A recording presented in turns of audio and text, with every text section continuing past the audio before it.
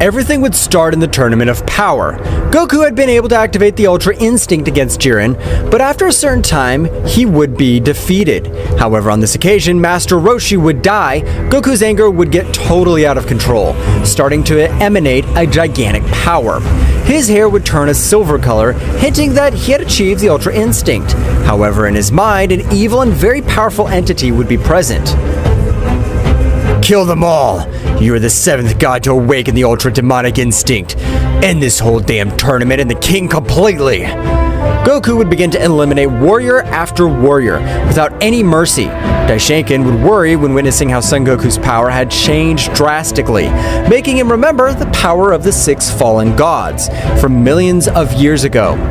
Great Zeno-sama, it'll be better to eliminate Mr. Goku, since the energy he emanates is pure evil, and his power keeps rising in a great way. This could be dangerous.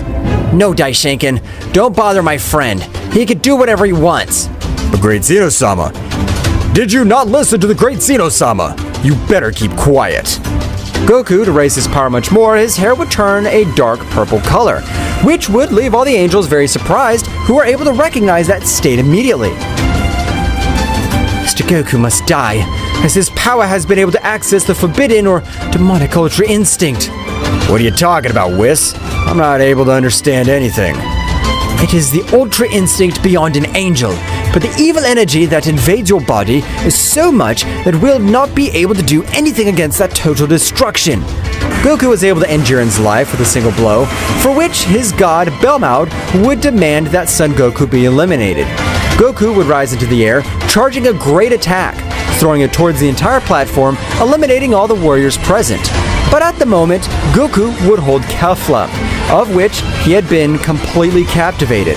That's right, she was the most powerful Saiyan woman he had ever known, but he did not allow her to be eliminated. But everyone was surprised to hear how Goku had been able to summon the Great Dragon Zama from the Super Dragon Balls. That's right, that forbidden technique granted him the knowledge of the divine. Now remove the king from the hole, from the past, present, and future, so we could be free. Goku, in the language of the gods, would ask for his wish, which left everyone much more surprised. Both guardians would quickly rush against Son Goku, while Daishinkan would approach the Dragon Zama. Great God Zama, you should fulfill the wish of those who gather the Super Dragon Balls, not the wishes that destroy everything created. That individual you told me about has been difficult to eliminate, since he has a power similar to that of my creator. But I have fulfilled your wish. Damn it. This all Volvleron, the Great Zeno-sama, is not able to eliminate things. He just sends them to a place called Eternal Seal, and as long as Zeno-sama lives, that seal could never be broken. Both guardians began to exchange hundreds of blows with Son Goku, who, with a little difficulty, was able to dodge each of the blows. That's right, the power that the Forbidden Ultra Instinct granted him was so much that he was even able to face the guardians of Zeno-sama. But what is wrong with our father? Why does he have that terrified expression? I know it's not Mr. Goku he's afraid of, someone much more powerful than him. All the angels watched as a guardian fell heavily towards some rocks, being very badly injured. Damn! I'll not allow you to hit my brother like that! You already eliminated the Great Zeno-sama! I swear to annihilate you for that! They don't have to have the power to do that, but I'll eliminate you right now, you worm. Goku was able to put his hand in the heart of the Guardian, with which, at the moment of withdrawing it, both Guardians died.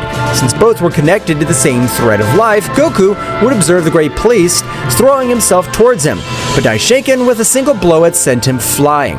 With several wounds all over his body, Goku would try to recover from that blow, but he would spit out large amounts of blood. The angels and the gods praised him since his last hope had begun to give the action on the battlefield, while Kefla, I watched as Goku was totally slaughtered. Goku is a bad person now, but he saved me. I can't let them finish with him.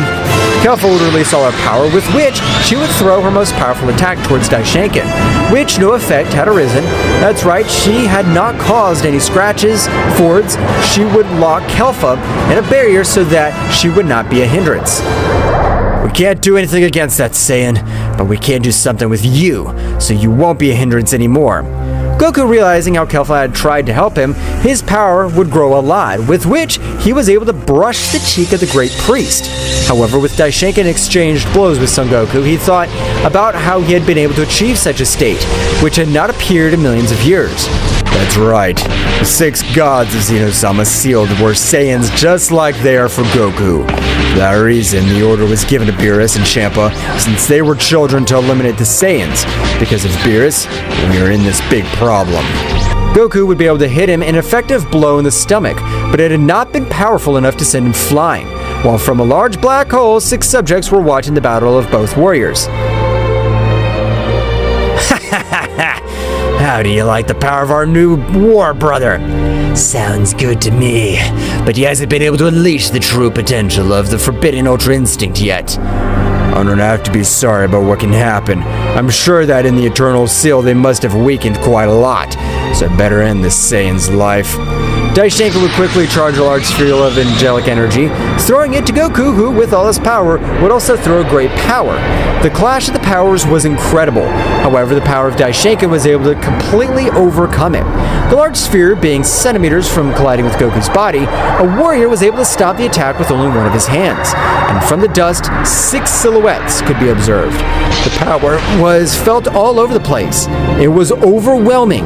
A surprising pressure would fall on everyone present. So this is what the High Priest was afraid of. The powers they possessed was unreal. Damn, they have not diminished their power at all. On the contrary, their power has continued to steadily increase.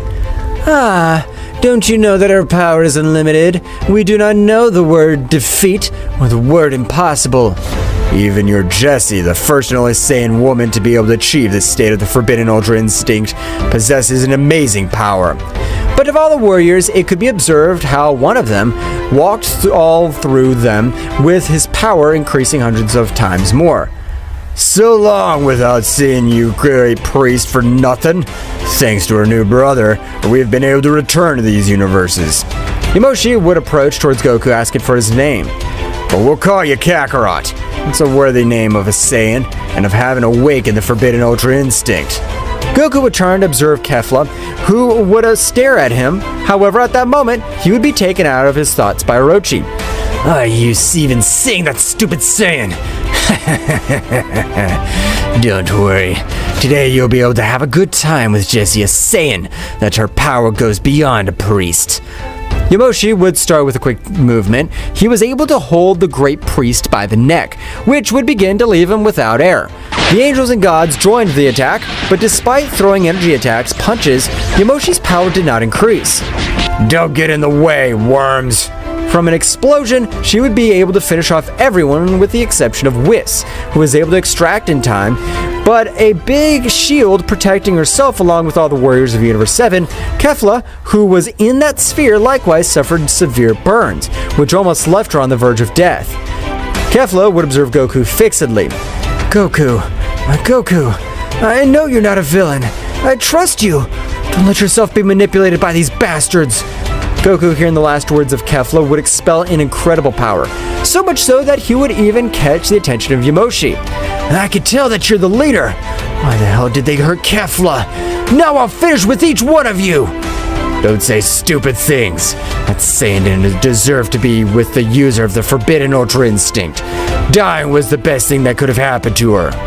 Goku's hair on this occasion, instead of turning dark purple color, would turn a greenish color, which with he was able to multiply as Beerus, and Goku was not next to them.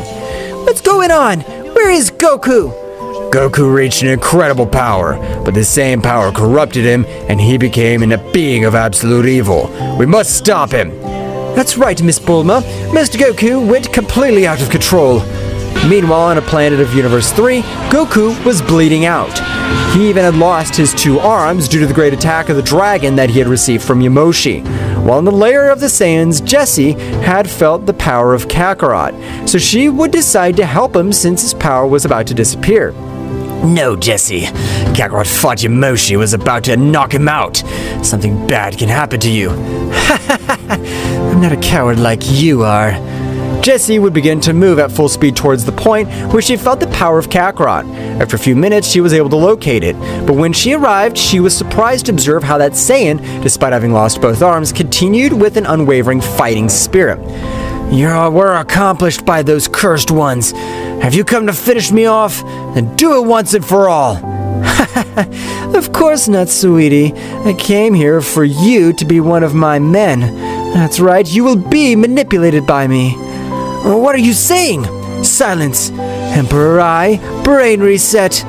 Kakarot's entire cognitive system would be wiped out. That's right, he'd forgotten his friends and his family. The only thing he was focusing on was Jessie. Now I'll have to recover. I'm able to see my arms on that rock over there. With the Super Saiyan God, I'll be able to regenerate. Goku would access the Super Saiyan God, with which he began to heal all his wounds and join his arms successfully.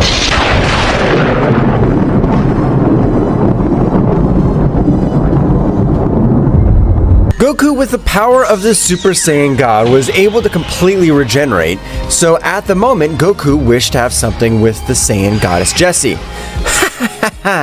Now is not the time, Kakarot, as you must have restored completely, but you have left me surprised. None of us possess regenerative abilities. I would notice that you merged with the egotistical doctrine state. Rather, you took it as your base state, unlike mine, so I'm able to access my other transformations normally. Then let's go out of this pathetic place and start eradicating everything in our path. Of course I do. Goku would begin to fly, which would leave Jessie surprised since the speed he possessed was incomparable, so he had left her far behind. Jessie, despite doing her best to reach Goku, was impossible, so Goku would come back for Jessie carrying her in his arms. Jessie would blush a little, but in front of them a big planet would be observed. Damn planet! You've put yourself in front of the powerful god Kakarot! Disappear! Heavenly scream! A scream from Zoro Incredible was able to destroy the planet. How are you able to destroy the planet with simple sound waves? Yamoshi would wake up with a jump, feeling the incredible power of Kakarot, for which he would begin to fly to the top of the planet, recovering a very changed Kakarot, since this time he was much thinner and his hair was a red color. Damn, you caused me incredible damage. I'm gonna end you right now. My brother, I don't know what happened, but ask for an apology. Yamoshi, without caring about Kakarot's words, he would grant him a great blow. Goku, realizing the power of Yamoshi's blow, would quickly access the Super Saiyan Blue, with which he was able to resist that blow. That's right, the blow had only been able to turn Goku's face a little, which left Yamoshi surprised. I don't want to have to battle with you, brother, but if that's what you want, let's fight. Until you became to your senses, you didn't need any other Saiyan, because you look at Jessie's beauty is unmatched. Another Saiyan? I don't know what you're talking about. Forget about it, Kakarot, but it will be better to descend to the planet. Returning to planet Earth, all the warriors were training very hard, but Vegeta and Gohan decided to leave to the time room to increase their powers in the shortest possible time. The Kakarot insect. How was he able to get all that power? Hell, what happened to my dad? Gohan, I know you must be very worried about your father, but we can't put all 12 universes at risk for Kakarot. I agree with you, Mr. Vegeta, so I'll do whatever needs to be done. Both Saiyans started with their great training, while Beerus and Whis headed towards the Supreme Planet, encountering the Supremes. But Beerus was looking for a Supreme who was able to release all his hidden power. Supreme, please, the God of Destruction asks you to release all my hidden power, as this is life or death. I understand everything that the universe is going through. Apparently the Saiyans with the forbidden power have returned. Of course, I will release all your power.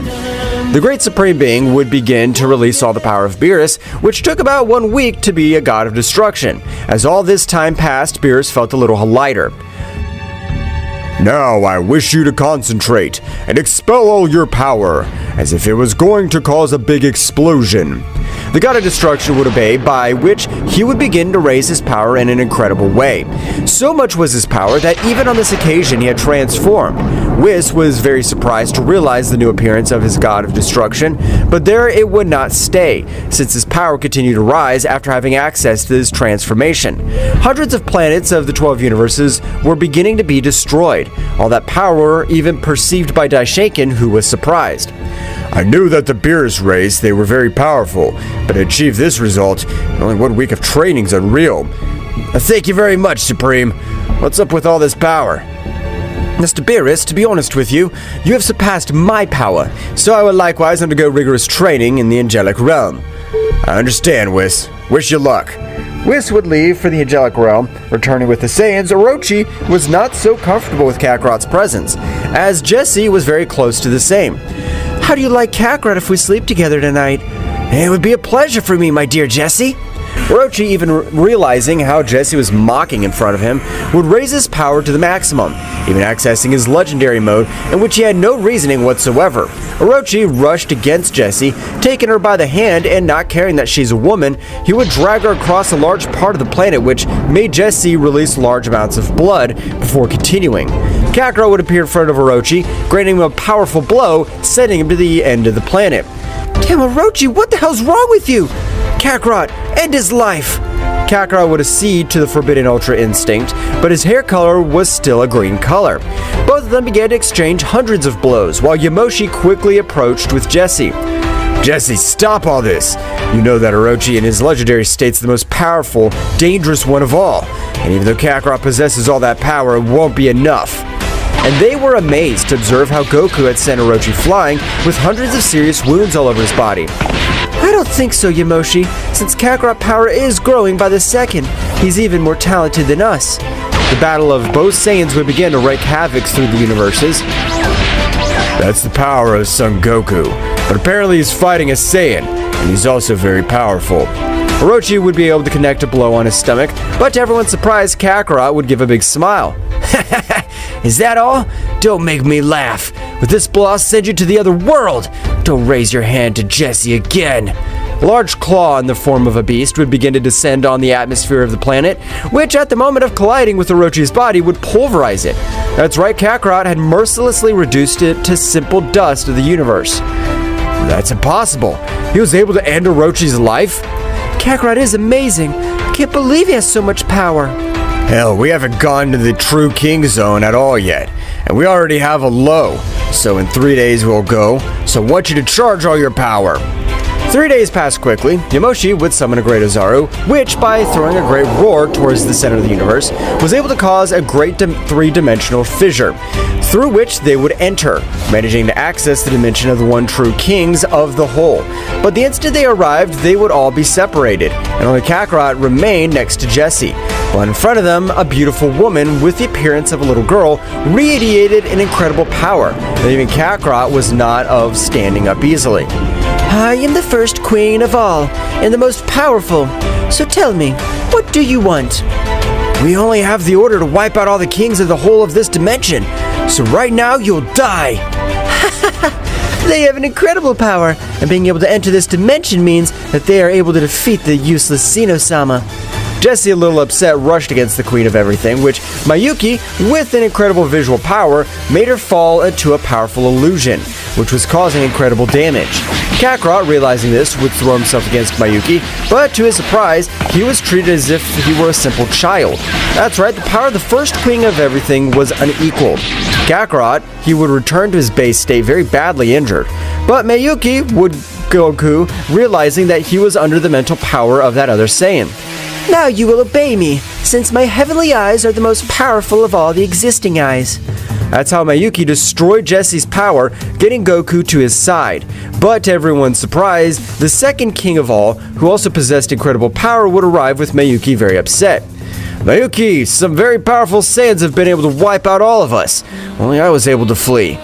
What do you mean ran away? While everyone else is dying, you're a scumbag. Yamoshi would still get to the place. Kakarot, Jesse, some very powerful Saiyans from another era have appeared, but their power is incredible.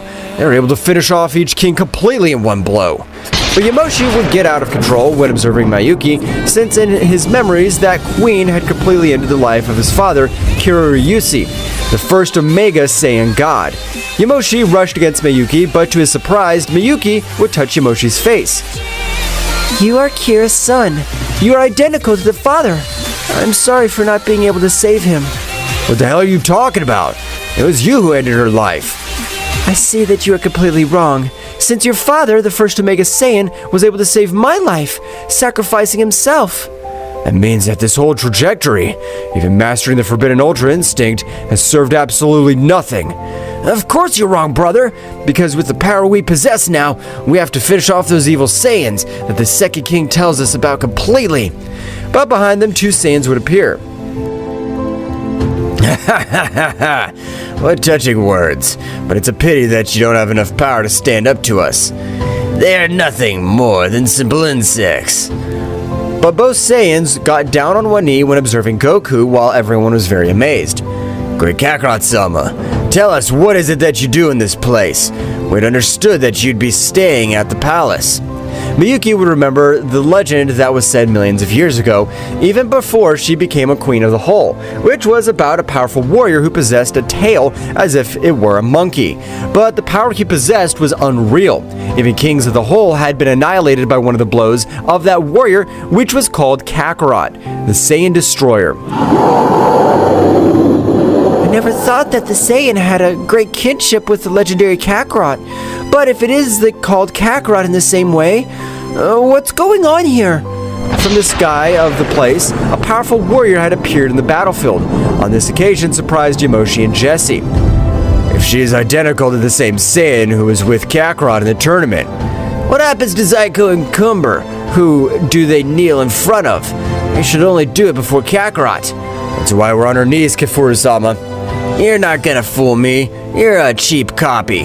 So Zaiko and Kumber, finish everyone else. I'll take care of this Saiyan. Jesse and Yamoshi, you face Kumber. He's the weakest Saiyan. And you, Miyuki and Bellin, face the other Saiyan.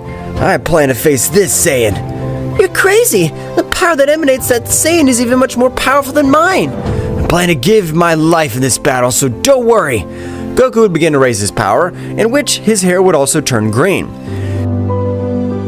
You really are not Kakarot, since you never used such a transformation, and your power besides his is a misery. You don't deserve to look like him.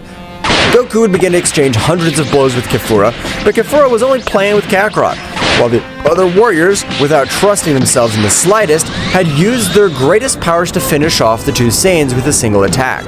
But they had run out of energy. Kefura would realize that his companions had been eliminated. I can't believe Zaiko and Kumber have been annihilated by you simple worms, but that happens to you by week. Thanks for everything, guys, but this is taken care of by me. Goku would throw a small sphere of energy, making all the warriors able to get out of that dimension. Now yes, how about taking a hit with all my strength? Goku would expel much more power than his body could handle. With that power, he won't be able to move. But without waiting to be hit, Goku was able to deliver a blow to Kefura's chest by completely going through her. Both of them would fall to the ground while Goku's internal system seemed to collapse. Hell, thanks to Kakarot-sama who made me immortal, otherwise I would have died already. But I want to know what's the difference. Kefura would approach Goku's badly injured body, realizing that it was the same feeling, which would leave her surprised while the other warriors had landed on the planet of the Supremes. Yamoshi, along with Jesse and both kings of the All, had landed on the planet of the Supremes, in which, in the same way, the beings of the Kingdom of the All, along with the warriors of Universe 7, were in that place gathered. But if it's Akumo, are they coming to finish this off? Father, it looks like they're coming from a big battle, as he has wounds all over his body. Damn it, we left Kakarot with that crazy woman. She had no chance at all. But if you are Daishanken, the son of Daiku-sama, my first priest. But if you are the Queen of All original, to what do I owe this pleasure? But why is she accompanied by that Saiyan? I don't know what Yamoshi has done in his past, but it's not time. A very old seal has been broken by breaking the seal of these Saiyans. What does Miyuki-sama mean by all that? The seal that you destroyed with the death of Zeno-sama has been linked to another seal from millions of years ago, and by breaking this seal, that seal has likewise disintegrated. It's a bit confusing, but I've understood. I'm glad to know that, as we will need all the power we have available, as we will be facing a being that even surpasses my own. With all the respect you deserve, how do you want us to deal with the power that even surpasses you? I'm able to observe everything that has happened, and I can notice how you and your god have raised their power in a great way with that slight training. Well, Mayuki means that we know that you can overcome your limits. We know that you're able to overcome the power that you possess. Trust in yourselves. That's right. I'm counting on you, and Daishinken, I have great confidence in you, since Daiku-sama always talked wonders about his firstborn. Rest assured that I'll not disappoint you, my lady. I'll do everything to exceed your expectations and become much more powerful. I'll train together with Daishinken and all the other angels. Okay, I will help the guy named Beerus and the warriors that are found all over his universe. What has happened to all the other universes? As far as I can tell, the liberated Saiyans have destroyed everything in their path, with the exception of Universe 7 being the ancient home of Kakarot. I'll train on my own, since I seem to have plenty in this place. Of course not. I know that your being that even surpasses the power of Zeno-sama, but I'm able to release all your hidden power. I appreciate your help, and I'll do whatever you ask, since our future and everything created depends on this battle. Meanwhile, with Kefla, she is already completely regenerated, being able to stand up, but she was still very confused because when she met Kakarot, he also called her Kefla. Kefla, when he was about to leave, a Saiyan with fur all over his body would arrive on the battlefield. My lady, what's happened to you? And who is that damn copy of Kakarot-sama? Damn, now I understand everything. This is not a copy of Kakarot. We have traveled to the past. This is the Kakarot of this time. What did my lady say? That's impossible. Gogeta, hold Kakarot and let's go immediately. Both warriors left where Kakarot was, but at the moment of arrival, the silver hair of a being very similar to Goku could be observed. But his essence radiated absolute evil. That's right, the power that this Kakarot possessed, that absolute evil. Gogeta, what the hell are you doing holding a trash? My Kakarot, the trash you mean? You're yourself, but from the past I don't know what has happened. We have gone back in time. No, Kefla, we haven't gone back in time because we, being able to break space-time, and that seal being destroyed have fallen in this timeline. Kakarot would move closer to Goku. How pathetic you are, and that kind heart? Of course I recognize it's me. Goku, with a big jump, would take a little distance and release all that power he had collected in the course of the trip. So this guy is a counterpart of me, but if I leave him alive, I know he'll end up with everything I want and love, so I can't leave him alive. You're trash. If you promise to be my slave, I promise to not end your life. In case you refuse, I'll make you suffer as you have not the slightest idea. Goku, without caring about Kakarot's words, he would accede to the forbidden Ultra Instinct, with which he launched himself against Kakarot with all his power. Gogeta was about to intervene, being stopped by Kefla. Don't worry, Kakarot. He wants to check the power that counterpart of himself possesses. Goku, with his maximum power, threw millions of blows that even for Daishinken, it would be impossible to dodge all of them. But for Kakarot, it was simple child's play. That's right, Kakarot's power was so great that Goku's speed seemed that of a simple child. Kakarot, with a simple movement, was able to send Goku flying with 100 of wound all over his body. Hell, I plan to hit him with all my might. I won't let him make fun of me. Goku would activate the Kaioken increase to 500 times, with which his bones were broken. That's right, but he was able to connect a powerful blow which sent Kakarot flying to a part of the universe, observing how he had destroyed that planet with a simple impact. Miserable. You don't know how many millions of years have passed for a guy to be able to beat me. Now I'll torture you. Kakarot, with his great power, was able to create several strands of energy of a red color, with which he was able to neutralize Goku and tie hundreds of energy chains to his body, which caused an immense power to Goku. You better kill me, because when I'm able to free myself, rest assured that I'll end your miserable life. You'll never be able to free yourself from this eternal torture, so you better get used to all this pain. Goku's screams could be heard all over that space. That's right, Goku was being tortured in an incredible way. Meanwhile, in the 12 universes, Yamoshi, along with all the angels, started with a rigorous training. Being that we will face, it surprises everything we know. I ask for an apology for everything I did in the tournament, and to you, priest, an apology for everything that happened hundreds of years ago. It's amazing that a being like you, who's arrogant, apologizes. Apparently the warrior that we're going to face is really powerful. That's right, since his power is able to eliminate us with only one of his fingers, we'll have to raise all our power. My other brothers and I have decided to merge. They will all join my body, and when this warrior is over, we will return to normal. Excellent. With that, I imagine that will increase their power in a way never seen before. A great pentagram would be formed in which all the angels began to join the body of Whis, which at the moment would expel a gigantic power, with which he was able to bring Daishinkan to his knees, which left Yamoshi very surprised by the brutal increase in power. It's amazing how the fusion of all the angels has created a powerful warrior. No, Yamoshi, as I explained before, they have joined me. I still keep my body. No, I can't breathe. How is it possible that the pressure of all the angels together are able to completely bend me? Whis would decrease his pressure considerably so that the great priest was able to move freely. However, it was not so simple for him. Father, that's all I can decrease my pressure since I'm not used to this power. I cannot decrease it anymore.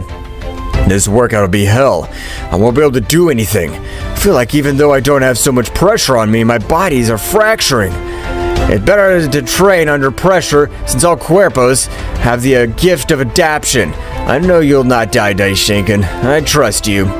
Meanwhile, with all the royal Mayuki and Belian, both all kings were equally having a great workout along with Beerus, Gohan, Vegeta, and Piccolo.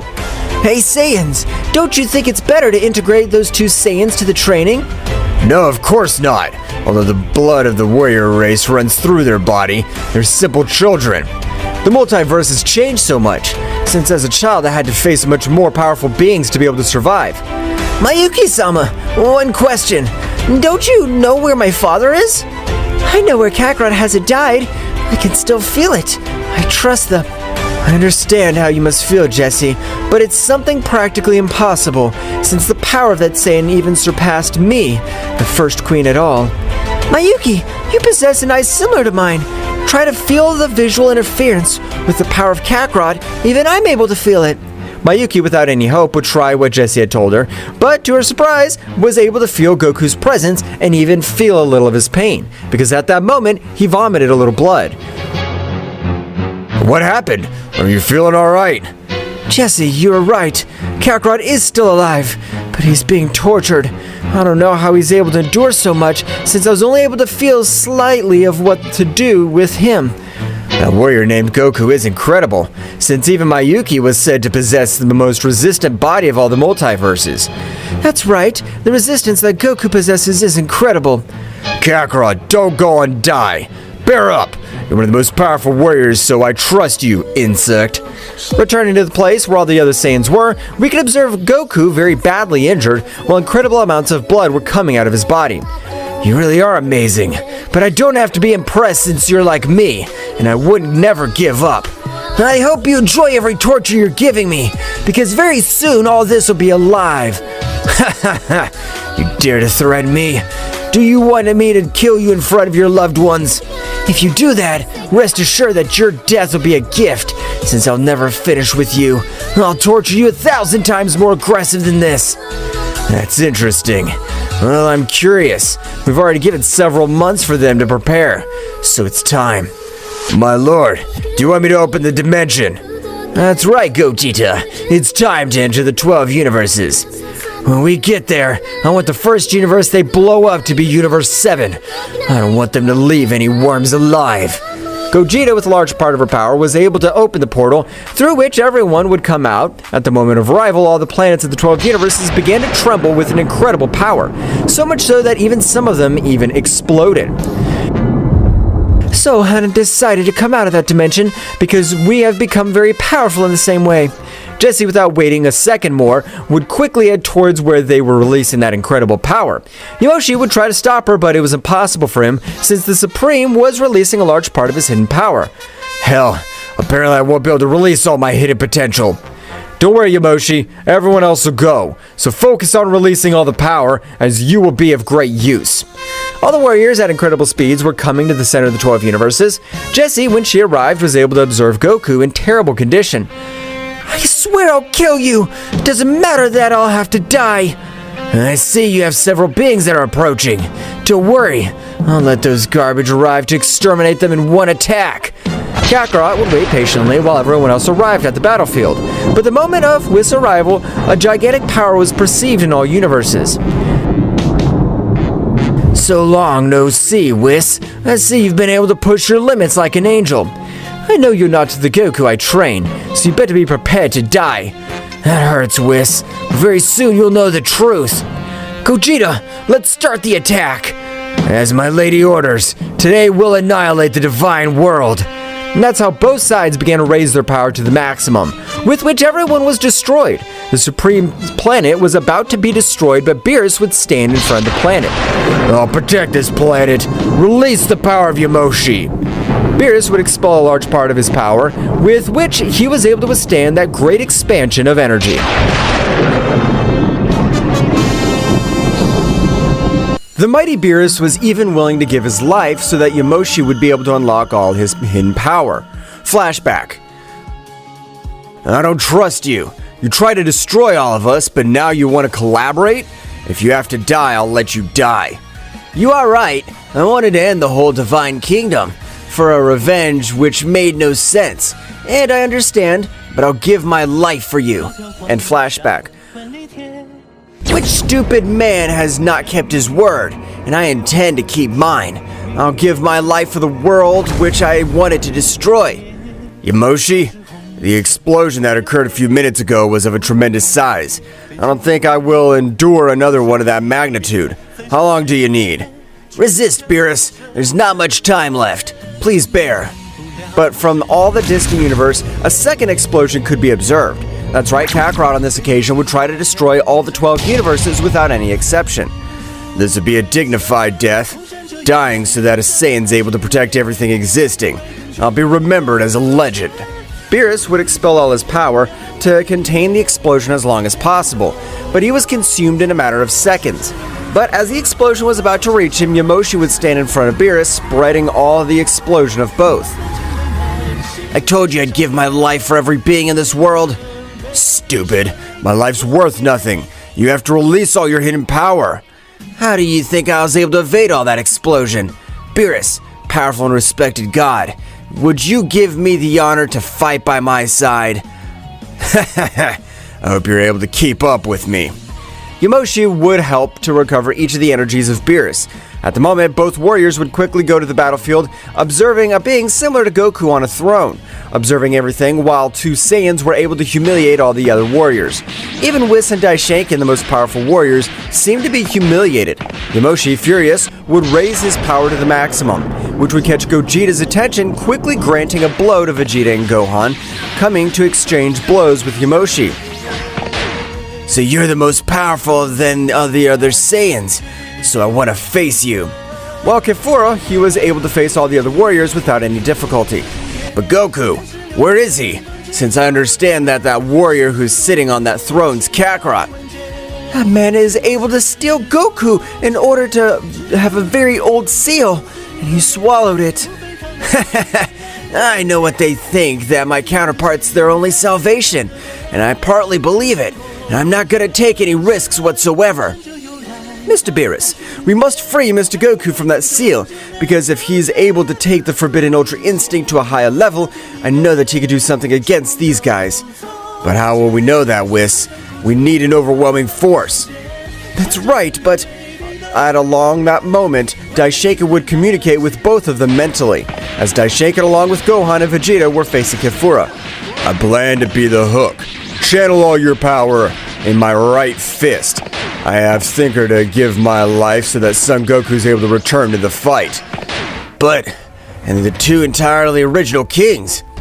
One of them left in search for some situation to free Mr. Goku, while Mayuki is on the planet over there in very bad condition. Hell, we have no choice, but let's do it.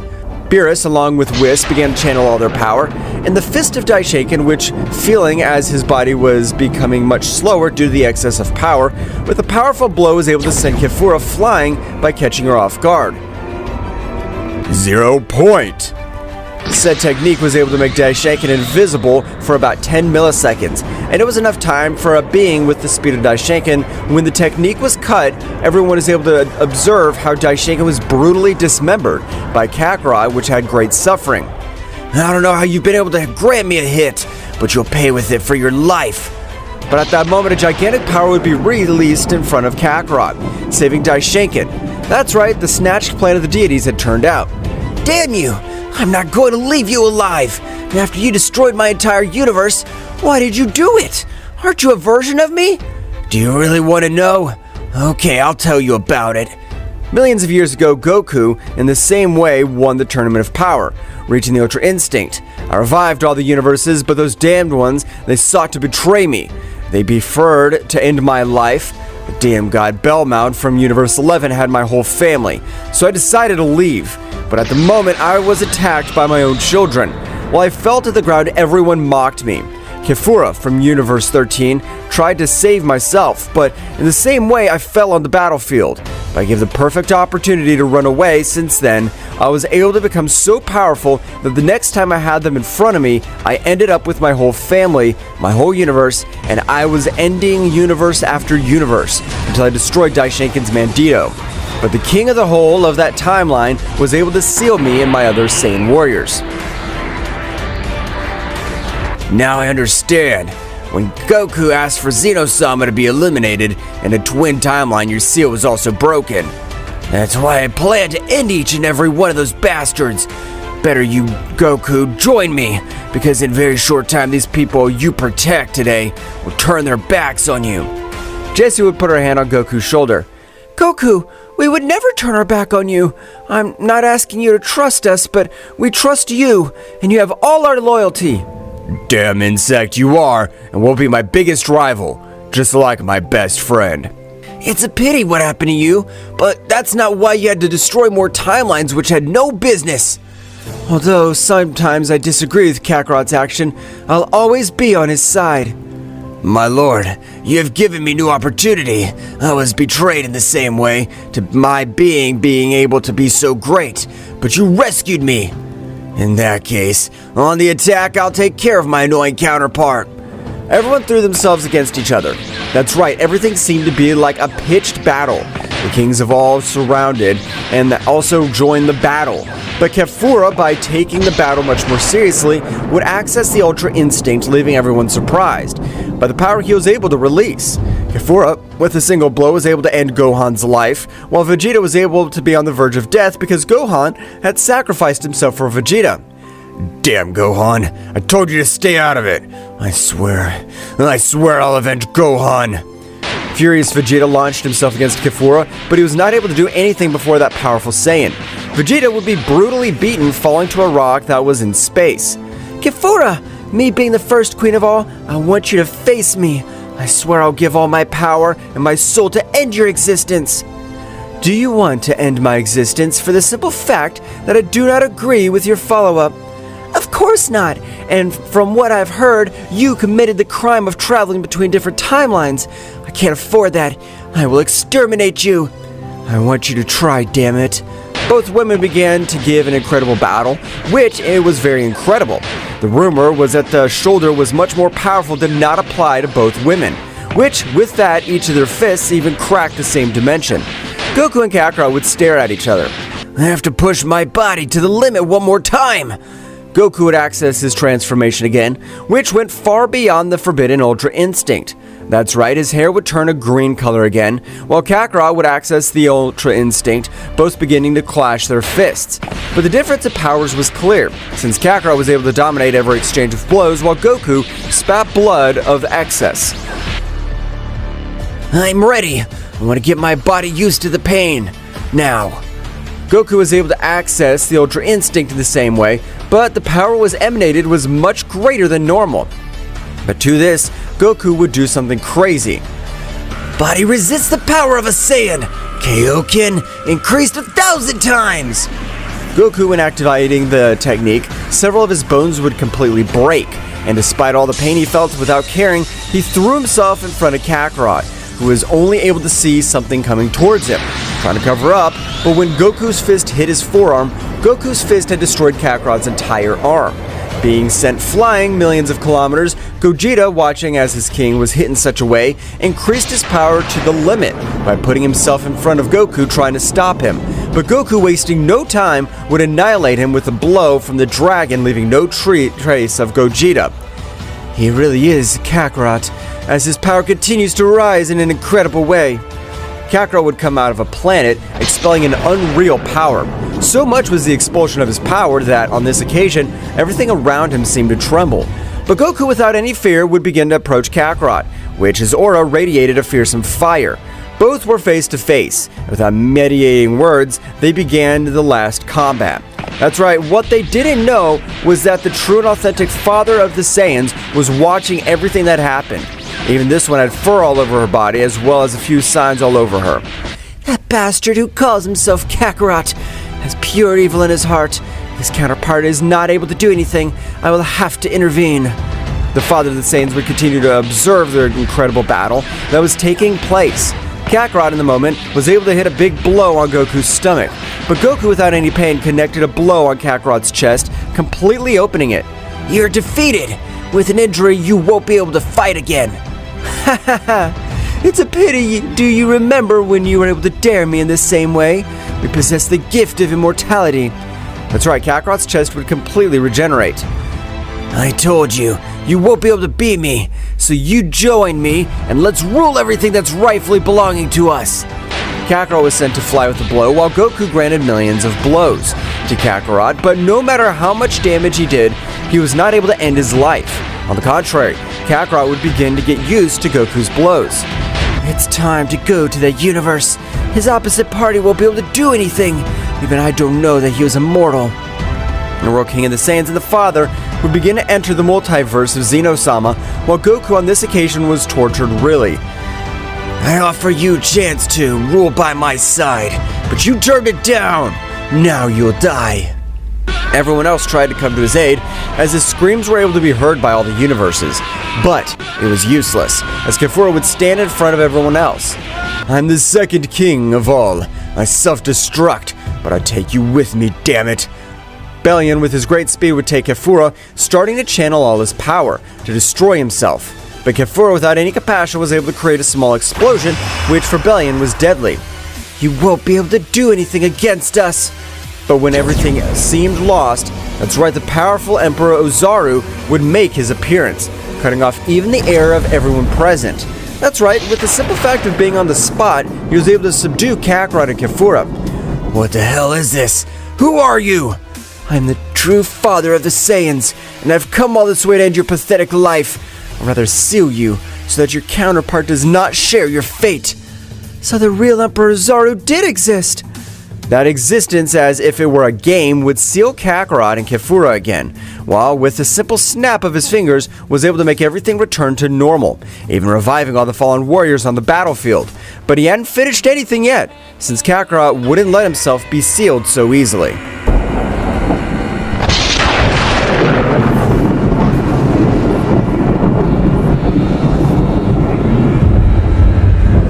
The mighty Kakarot, despite using all his power, it was useless for him to fight against the powerful seal of the first Supreme Saiyan of all existence. It will be almost impossible for that warrior named Kakarot to be able to get out, but from his hateful look, I'm sure he won't give up, so they'd better train. Are you sure? Since they were previously sealed in the same way, the mistake was that their seal was linked to ours. Exactly. Since it is impossible to contain warriors of that scale of power. For that reason, they must have agreed to seal to a much weaker one. That means, sooner or later, those damn bastards will be able to get out of that dimension. It's very likely, but as with any label, there's always a margin of error, and we can't rule it out. Meanwhile, in the seal or dimension, Kakarot was very upset, because he considered himself the most powerful warrior of all that exists. However, he was not able to do absolutely anything against that subject.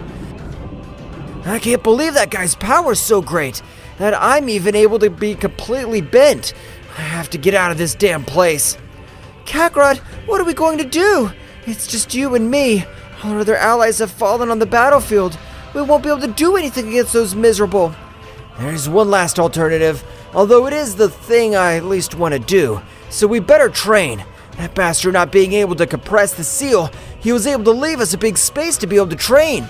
Kakarot, I'm sure that when we leave this place and you talk to all the gods of the divine world, they will understand and we'll be able to live in one of the 12 universes, or to create our own. Kakarot's power would be completely skyrocketed because his anger has been notorious. You're asking me to live with the bastards who betrayed me and almost killed me. I'm planning to put an end to those damn garbage. I'm really sorry, but seriously, I wish there were no more fights between all of us, but I'll understand if it's not what you want. I never plan to live with those bastards. I'm sure I'll be able to get out of this place and beat the shit out of that bastard who calls himself the first original Saiyan. Returning to the outside, Mayuki would begin to collect a great energy in the palm of his hands. But although the condensed power was gigantic, it did not cause any havoc for any universe. Mayuki-sama, what are you planning to do? The power that you're channeling in all your energy veins is incredible. You won't be able to bear it. It's an incredible burden. Billion, us being the completely original kings, we weren't able to do anything. So I'll plan to bring all the universes back to normal, even if I lose my life. The value of that little queen at all is amazing. I like her point of view, so I won't let her die. Mayuki would expel a great golden colored light all over the outside, with which he was able to even bring to every planet and universe, including all living beings which understood absolutely nothing. Die! What happened? Since the end of the Tournament of Power, I don't remember absolutely anything. I just know that my friend Goku's power increased in an incredible way. Great Zeno-sama, we regret to inform you that your best friend... The Guardians weren't able to finish their sentence because when they observed Goku, they launched themselves against him. And as Goku was very weakened by his battle against Kakarot, he received several death attacks. Receive this, Divine Punisher. The combined attack of both Guardians generated a powerful explosion all over the place, which left everyone present surprised. However, in front of everyone, Akuma was able to stop all that incredible power. It's impossible. If they fought us to life again, I thought they'd already finished with this bastard. This can't be! How is it possible that Akuma, the destroyer god of Universe 18, and the most powerful of all gods, is in front of me? Akuma would make a bow to the great Zeno-sama. Great Zeno-sama, I implore you to forgive all the other offenses that this server has committed towards you, as I didn't behave up to. Both Guardians were amazed, because they never thought to observe a warrior like Akuma humble himself to apologize to the great Zeno-sama. I never thought that the most powerful rebel god is able to bow down to the great Zeno-sama. What happened in our absence? The warrior who was almost beaten to death was the savior of everything you know. You're right. Because of him, we were freed. But thanks to him, we were able to finish with beings that even overwhelmed us with powers. Guardians, and Little Zen, you are my successors, so you should not be afraid. Akuma was a great help in this great battle, and even thanks to him, I was able to survive. If what Mayuki-sama informs me is correct, I've nothing to deny against Yamoshi. I will restore his universe myself. Don't worry about that, Zen, as I have taken the trouble to restore the entire universe of Akuma and Jesse myself. Don't worry about my Mayuki, as I plan to stay close to Goku, to be able to become much more powerful. But although everything seems peaceful, this is still not over yet, because those bastards still possess great power, and if they're able to free themselves, we'll be lost. Goku, we've never had limits, so I'm sure we'll be able to break each of our limits again. I want to have a battle with you, Akuma, because after you released all your power, I feel like every vein of energy has been able to expand in an incredible way. I don't want to end your life in one fell swoop, as you're just scum to me. But while everyone was talking all over the space, the presence of a powerful first original Saiyan could be observed. Warriors, they have about 2 weeks to become powerful, as that'll be the time I'll be able to retrain these warriors. I don't know for what reason they have been able to triple their power. This is bad, but apparently I'll have one last chance. I caused this, I think, to end this damn nightmare. Returning to that seal, we can observe as the power of Kakarot and Kefla has risen in an amazing way. But although they had tripled their power, it wasn't enough to be able to leave that powerful seer. Kakarot, I'm sorry. I feel like I've reached my limit and we haven't been able to do anything against this damn label. I agree with you, Kefla. Apparently only one of the two will be able to get us out of this hell alive. And for your bad luck, that I think will be me. Kefla, being off guard, would be bound by multiple golden energy rays, while these extracted their power little by little. I'm sorry, but this is not enough. Divine Rapture Saiyan! Kakarot's powerful technique would increase his power as well as his pain due to thick chains coiled all over Kefura's body, while large amounts of blood drained from his entire body. Kakarot, you bastard! I thought you loved me! I'm not gonna let you keep my power. I'll self-destruct! Of course I love you, my Kefura. You are the one who saved me. But most of all, I love myself, and I can't afford to die in this damn place. Kakarot, with much more powerful energy, would collide with the energy of Kefura, was able to neutralize it completely, because the power of Kakarot was much more superior to the power of Kefura. After spending a few days in the seal, Kakarot was able to take over all the power of Kefura. Even though this power was mine, not able to be compared, the power increase I was able to possess thanks to Kefura's power was incredible. Kakarot, being able to expel all his power, would quickly remember all the battle he had with his counterpart. No, I can't be impulsive, since that's what led me to defeat last time. I have to control all this power and finish those bastards. Kakarot would begin to train every part of his body, every muscle, to be able to maintain great speed. Meanwhile, every god, angel, and warrior were equivalently receiving a rigorous training not to fall before the power of Kakarot. This time, I want to be the one to end that damn murder myself. I'm not going to let him get away with it. My lady, I don't know why, but I have this very bad feeling, even though the mighty god Saiyan informed us that in 2 weeks Kakarot would return. I agree with you, Bellion. It's been about 3 months since there's no news, and this peace is too strange. I'm sure that wretch is planning something, and it's something very dangerous, because for him to have given no trace of his existence, it means that it requires a lot of time and power. Are you sure about everything you're saying, Kakarot? I think that you're just overthinking, because when we were sealed, we fell into an eternal sleep. I'm sure of what I'm telling you, Jesse, since he's telling me, and I'd never give up on a damn seal. I know I'd do anything to break it. Returning to Yosuke's seal, little by little, it was able to crack completely, while Kakarot's silver hair could be observed even within the dimension. Ha ha ha! Finally, the day I leave this damn stamp has arrived. I plan to blow it to pieces with my next energy extortation. This is too strange. Since that warrior's power is not increased in the slightest, will he fall into eternal sleep? But a big explosion would occur all over the place where Yosuke was, suffering great damage because the extortation of the seal would also explode, coming out as if there were rays of energies against Yosuke, which, despite releasing his pressure, was able to completely overcome himself. While from all the smoke of that big explosion, the powerful Kakarot could be seen, who was walking through the entire castle of Yosuke. Long time no see, damn first Saiyan. It's a pity, though, that on this occasion I'm even able to sweep the floor with you. Kakarot would grant him a powerful blow, sending him to a planet, destroying it with a simple impact, while Kakarot walks even above the air since his simple pressure was capable of creating steps of compressed energy. I never thought I'd be able to have those deplorable conditions on the warrior who calls himself the original Saiyan. Kakarot would start carrying a small sphere of energy in the palm of his hand, but to his surprise, Goku was able to reach the battlefield. 5 minutes before... What's the big explosion? Damn it, so that bastard finally shows his face. This will be the day he puts an end to his evil. Apparently he's back. It would be better to go finish with this right now. All the warriors of the divine world were able to feel that powerful explosion, but the instant they wanted to enter, they were supposed to be by a powerful energy barrier. What's this supposed to be? Were we not able to pass through this energy? I recognize this energy. Goku, please don't do this to us. Don't do what I'm thinking, Goku. There are more ways. I appreciate the time I spend with each of you, but I can't find any other way.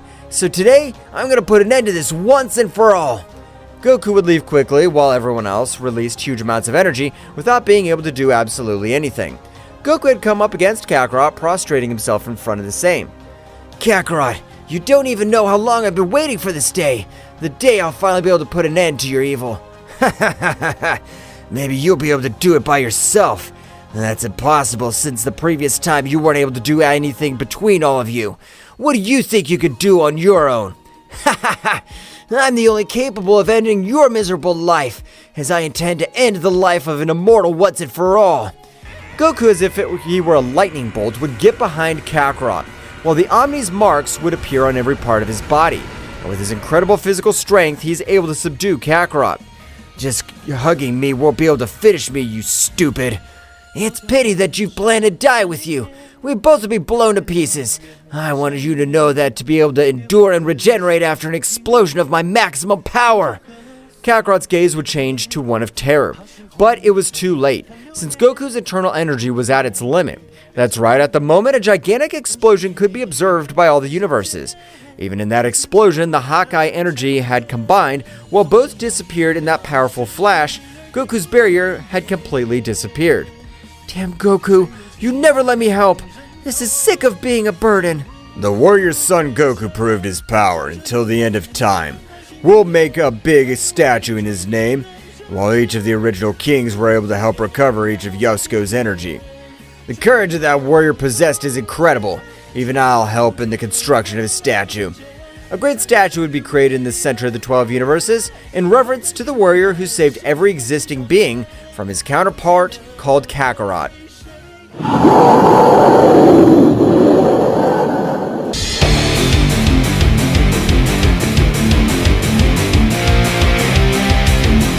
$70 million years ago, there was an unimaginable void without any life, when suddenly emerged a being which didn't know it was himself where he was. What's going on? What am I? I can't see anything. What is this immense void? What he didn't know was, until that moment, was that he was an omnipotent being who was going to create everything known as the universe. He would even create a whole multiverse full of different types of life in order to find at some point an individual who could match or surpass the strength of his son called Zeno-sama. In Zeno-sama's palace, 30 million years after the birth of Zeno-sama's father, he introduces himself to his son. Zeno-sama, my son, you've grown strong and apparently you've become very powerful over the centuries. Father, I've always felt that my existence has no purpose. I often get bored. Why did you bring me to life to be bored? 70 million years ago, there was a void from which I was created. As I grew, I developed powers and immeasurable strength. As a result of that, a need was born in me to find a being who could match or surpass your strength, to even equal my own greatness. That's why I created planets, galaxies, universes, and living beings of various species. All this was created just so that I could exist? Yes, my son. Every star, every life form, everything has a purpose. To prepare you to be the supreme god of all that I've created. You're the main reason for all my creation. It's a heavy burden, Father. Why me? Because in you, I see the true potential to rule in this vast cosmos. You are the hope to maintain harmony among the creations that have sprung from my being. You are the missing piece in this cosmic chest. Father, all this that you tell me is an enormous responsibility. I don't know if I'm ready to be able to do it. What if I fail? There is no failure, son. Your very existence is success. Every moment in your life has molded you into the supreme being that you are. I trust you will fulfill your destiny. What about you, Father? What role do you play in all this? My role is to guide you from the shadows, to watch you fulfill your purpose. Finding balance in the universe is a task that requires your leadership. I'll be here, in the darkness, watching you carry out the mission I have given you. I understand, Father. Leave everything in my hands. Thus passed centuries, millennia, in which Zeno-sama was guided by his father to govern the immense multiverse he had created for him, but now convinced of the purpose he had in his life. In the present time, 30 million years after the conversation that Zeno-sama and his father had, in one of the universes created by Father Zeno, on a planet called Earth, Kakarot and Vegeta were training together with Whis and Beerus after having faced very powerful beings. While they were training, the Earth was illuminated by flashes of energy. As Kakarot and Vegeta embark on intense training, Whis and Beerus watch from a distance, assessing the Saiyans' every move as they prepare to rise in their skills. Hey, Vegeta! Remember when we first faced Frieza? That guy was incredibly strong. Yes, Kakarot. It was our first encounter with an enemy of another level. But we cannot forget the Cell Bug, that creature with cells from all of us. He put us in big trouble with his martial arts tournament. Luckily, your son became strong. Both Saiyans exchanged energy blasts. Each hit and dodge was an echo of their long history of battles. Ah, yes! The first time you showed the teleportation technique. That was amazing! Thanks to Gohan, we were able to defeat him. But then came Majin Buu. That battle was unforgettable. We had to merge to have a chance. The fusion was great, but we also learned about redemption and kindness at that time. Buu became good because of you. As they continue their training, the energy of both Saiyans light up the space. Whis and Beerus watch with interest. Yes, but don't forget about Beerus. That god of destruction who almost wiped out the earth with a single sneeze. Although in the end, he turned out to be more of a joker than we thought. Yes, I remember when I tried to fight him in my Super Saiyan 3 form. I wasn't at his level, but at least I gave him a fight in my Super Saiyan God form, and that was possible thanks to all of you. That's right. And now we're here, training with Whis and Beerus. We cannot let our guard down, Kakarot. There'll always be bigger challenges. Exactly. Every fight makes us stronger. Let's keep training and bettering ourselves. Of course. We're always one step closer to being the strongest warriors in the universe. The training continues as Kakarot and Vegeta, under the tutelage of Whis and Beerus, strive to reach new levels of power in order to defend the Earth from new and more powerful enemies that may appear with the desire to destroy the planet that welcomed them. While Kakarot and Vegeta were training to overcome their limits, Whis and Beerus encouraged them to keep improving. Very good, Saiyans. Keep it up. Yes, they're very strong, but I don't know if that'll be enough to keep my interest.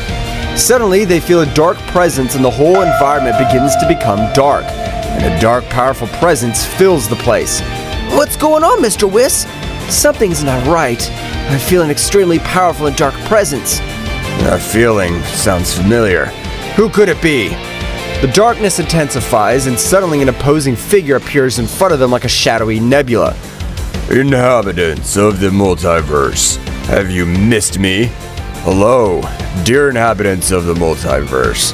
I've come to observe progress of my creations. What? Who is this guy?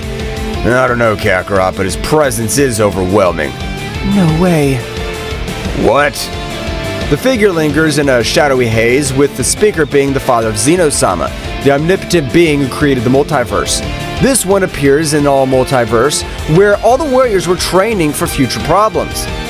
This guy is the father of Zeno-sama, the creator of everything we know of universes beyond our imagination. I didn't think we'd ever see him. Sir, your arrival is unexpected. Forgive the insolence, but to what do we owe you presents? The inclination of Whis and all the angels of different universes is because they have knowledge of who was the father of Zeno-sama. For that reason, they have a great fear and respect for him. I see you've been busy, warriors. You have faced great obstacles throughout your insignificant lives, but this time has come. Are you strong enough? We're always up for a good challenge. Shut up, Kakarot. Don't you feel how powerful he is? How can you say that? Haven't you noticed something missing in the multiverse? At that moment, Zeno-sama's father set out to tell them the reason for the ambiguous question. Moments before Zeno's father appeared before the whole multiverse, he was very angry because when he woke up from the dream of millions of years, he was surprised that many things had happened that went against the main reason why he created the whole universe. Because of this, he appears before his son Zeno-sama. In the center of the realm of everything, the overwhelming presence of Zeno-sama's father eclipses space. His voice booms like thunder as he directs his fury towards his son Zeno-sama. The latter, visibly nervous, tries to defend himself as the tension between the two intensifies. Zeno-sama, you failed in your duty as Supreme God. All the warriors of the multiverse have overstepped their bounds and now dare to call themselves gods. Gods? This is unacceptable! Father, I understand that this is all being misunderstood, but... There's no excuses, Zeno-sama. Your lack of authority has allowed inferior beings to rise above us. How dare you let them usurp the title of gods? I'm sorry, Father. I did not intend for things to come to this point. The anger in Father Zeno's voice increases. His tone becomes more defiant and contemptuous. Your intention? Your weakness has sullied the name of our divinity. The only god here is me, and no one else should dare to call himself that. No one! Father, I understand that I'm in your debt, but we can find another way to restore order. Father Zeno's response is an explosion of contempt and fury. You do not deserve the title of god at all. Your weakness has tainted my creation. Because of your incompetence, I must restore the balance, even if it means getting rid of you. What? Father, please don't do it! There's so much I can still learn and improve! I can fix all of this! Zeno-sama's imploration is lost in Father Zeno's cold determination. It is already too late, Zeno. Weakness must be eradicated from existence for true power to prevail.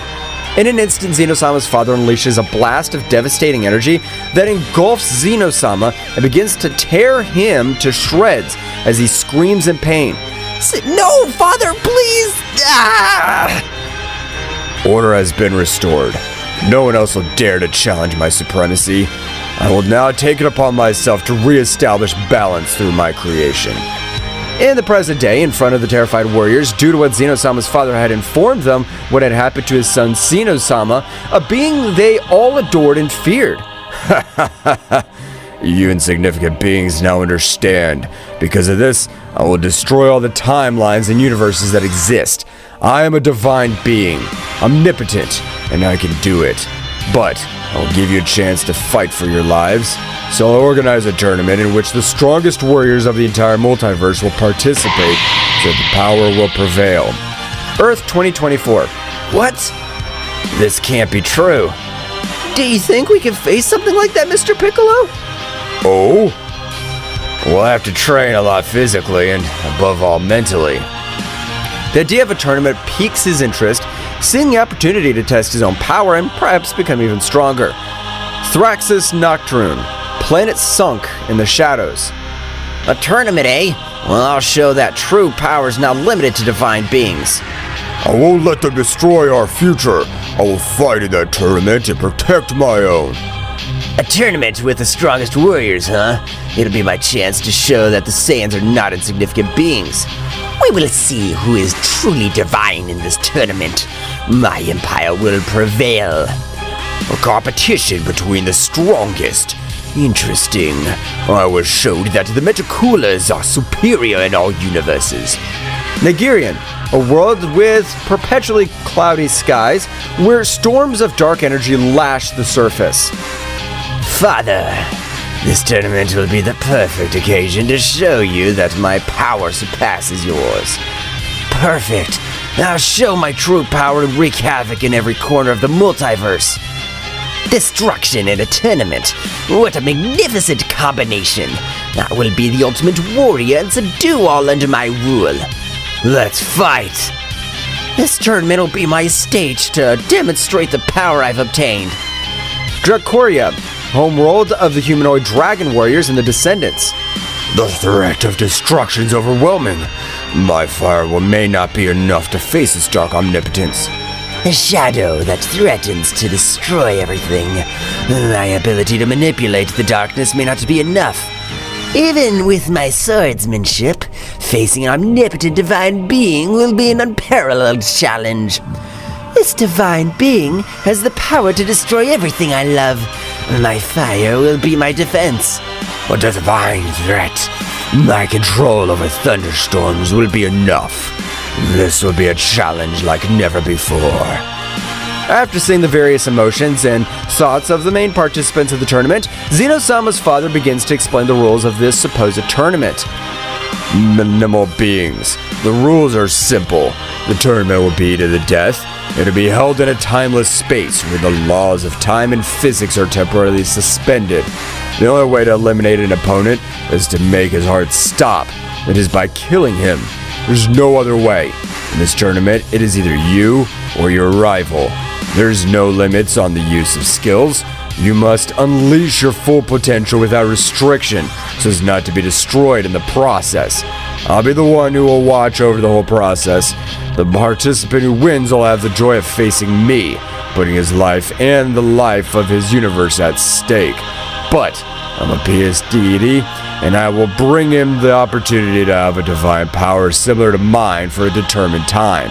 If he does not take the advantage of it, he will have to accept the consequences. In spite of the uncertainty that the warriors have in front of what the father of Zeno-sama has said, some are excited and others are worried. Wow, this sounds exciting! A tournament with fighters from all universes. It's gonna be great! Why should we trust this tournament to be fair? By killing them? So I can fight to the best of my ability. But killing beings that are just fighting for their lives is not nice. I hope everything I've said has been clear to everyone. The only rule is that you have to kill your opponent so that they don't kill you. I want to make that clear. You will have to kill your opponent. The way we will check if you're worthy of calling yourselves gods.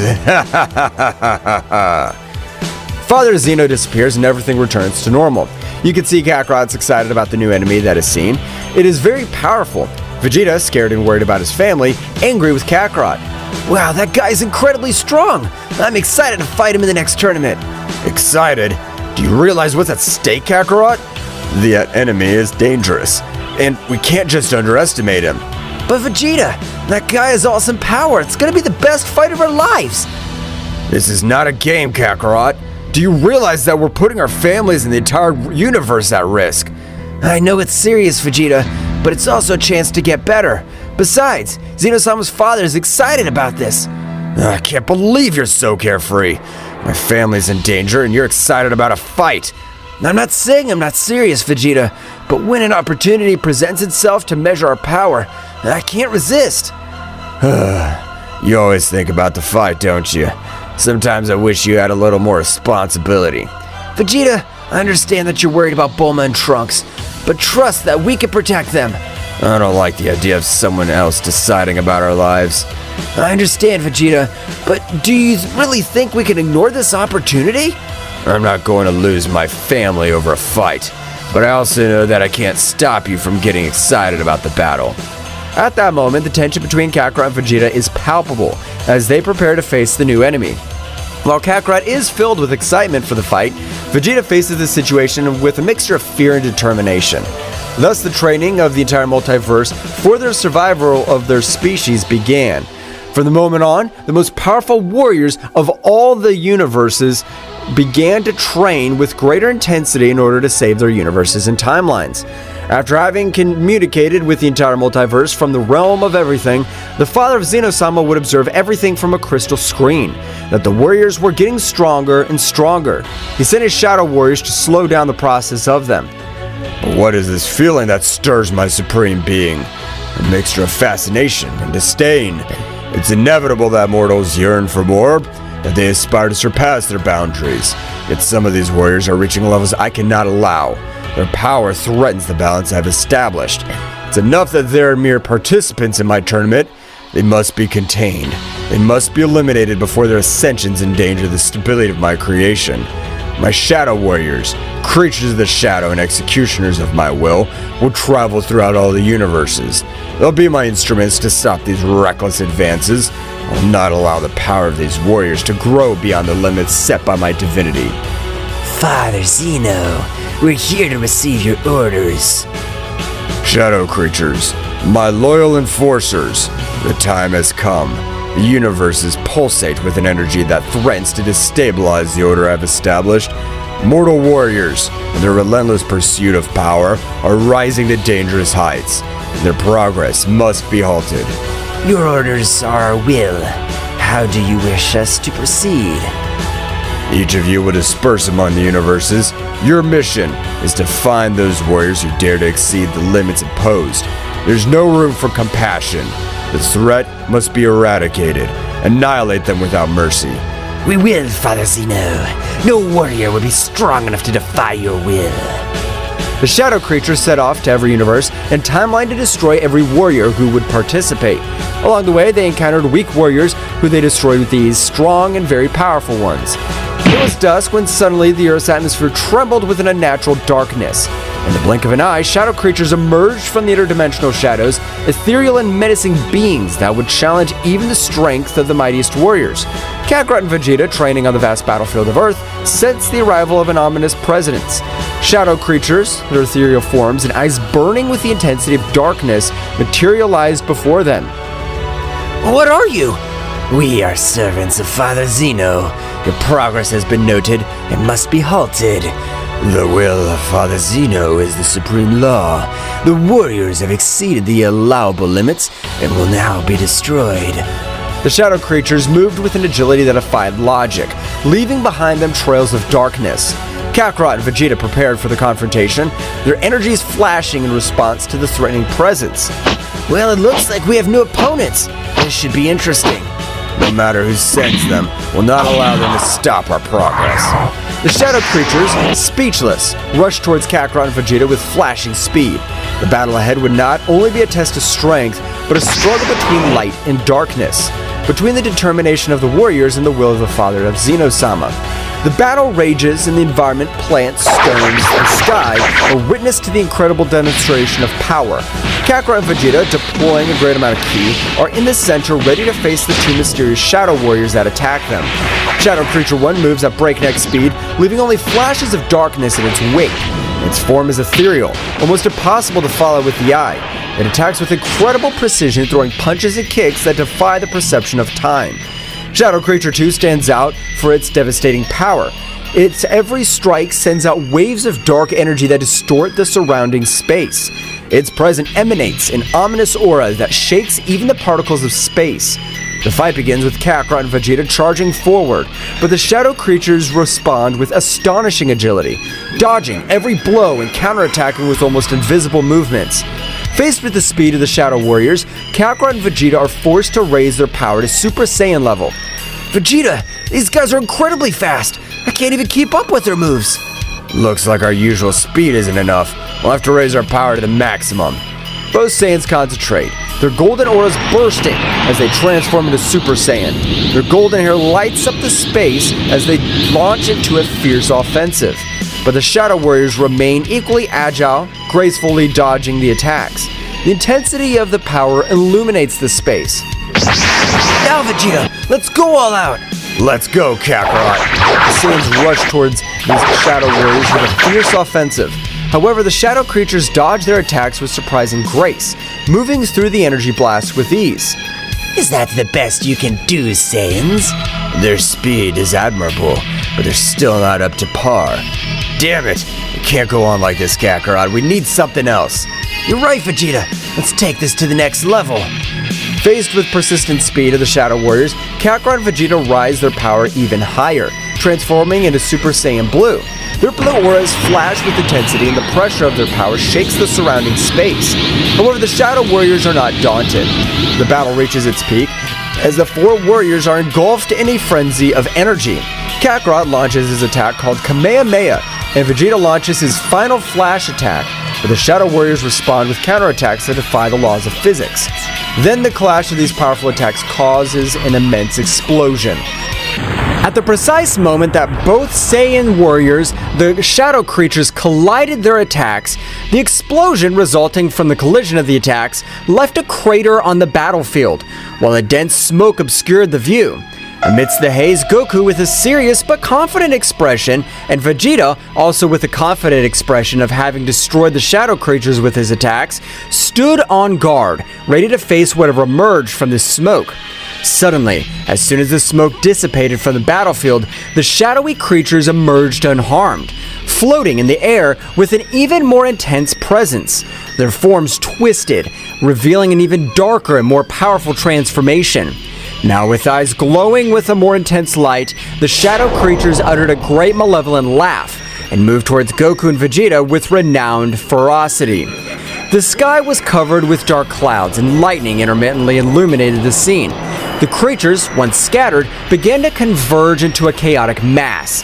Their bodies intertwined and merged, creating a monstrous entity that emanated a dark and malevolent aura. The fusion of the creatures was completed with a loud roar, and before Goku and Vegeta emerged, a nightmarish creature. The fused creature had a grotesque figure, with twisted limbs and glowing eyes filled with evil. Its body was enveloped in a halo of dark energy, which distorted the space around it. The ground shook with every step he took, and the waves of evil energy generated chaos on the battlefield. Goku and Vegeta exchanged determined glances. They knew they faced an unprecedented threat. The fusion of the creatures had given rise to a being of incredible power and speed. Goku frowned, clenching his fists, while Vegeta gave a cocky grin. Kakarot, looks like things have become interesting. I didn't expect to have to face something like this. Yes, Vegeta, this creature's no joke. We're gonna have to give it our all. Both warriors raised their ki to the maximum, surrounding themselves with an intense golden and blue aura. Their hair stood on end and the earth trembled under the pressure of their combined power. The fused creature responded with a guttural laugh and advanced towards them with great strides. Come on, Vegeta, let's attack together and put an end to this. For once, Kakarot, I agree. The battle reached its climax as Goku and Vegeta, enveloped in their golden and blue auras, launched themselves towards the fused creature. Every punch and burst of energy echoed through the air, creating a spectacle of flashes and booms. The creature, however, was not easy to defeat. Its agility and strength were astounding, dodging the Saiyan's attacks with ease.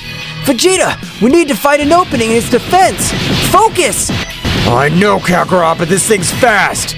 The fused creature responded with a ripping attack, sending the Saiyans flying across the battlefield. Goku and Vegeta, however, quickly recovered and stood up with renewed determination. We can't underestimate this thing.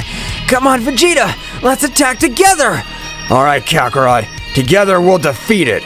Goku nodded and they concentrated their energies into an amazing combined attack. A brilliant flash of light and blue light materialized in their hands, growing with each second. The fused creature, seeing the imminent threat, tried to counterattack, but it was too late. Kame! Final Flash! The powerful beam of combined energy shot towards the fused creature, illuminating the dark battle with its radiance. However, just when impact seemed inevitable, the creature, in the last act of desperation, deployed a dark shield that managed to resist the Saiyan's assault. The result explosion sent Goku and Vegeta flying backwards, returning them to their base form, leaving them dazed and severely injured on the ground. The fused creature, though weakened, struggled to its feet, its malevolent aura flickering, but far from fading completely. Vegeta, we're in trouble. This thing's stronger than we thought. Vegeta, however, lay motionless on the ground with visible wounds and his aura rapidly diminishing. Vegeta! Don't give up, Vegeta! The fused creature, slowly recovering, calmly approached towards Vegeta with a palpable malevolence in its glowing eyes. Your efforts are futile.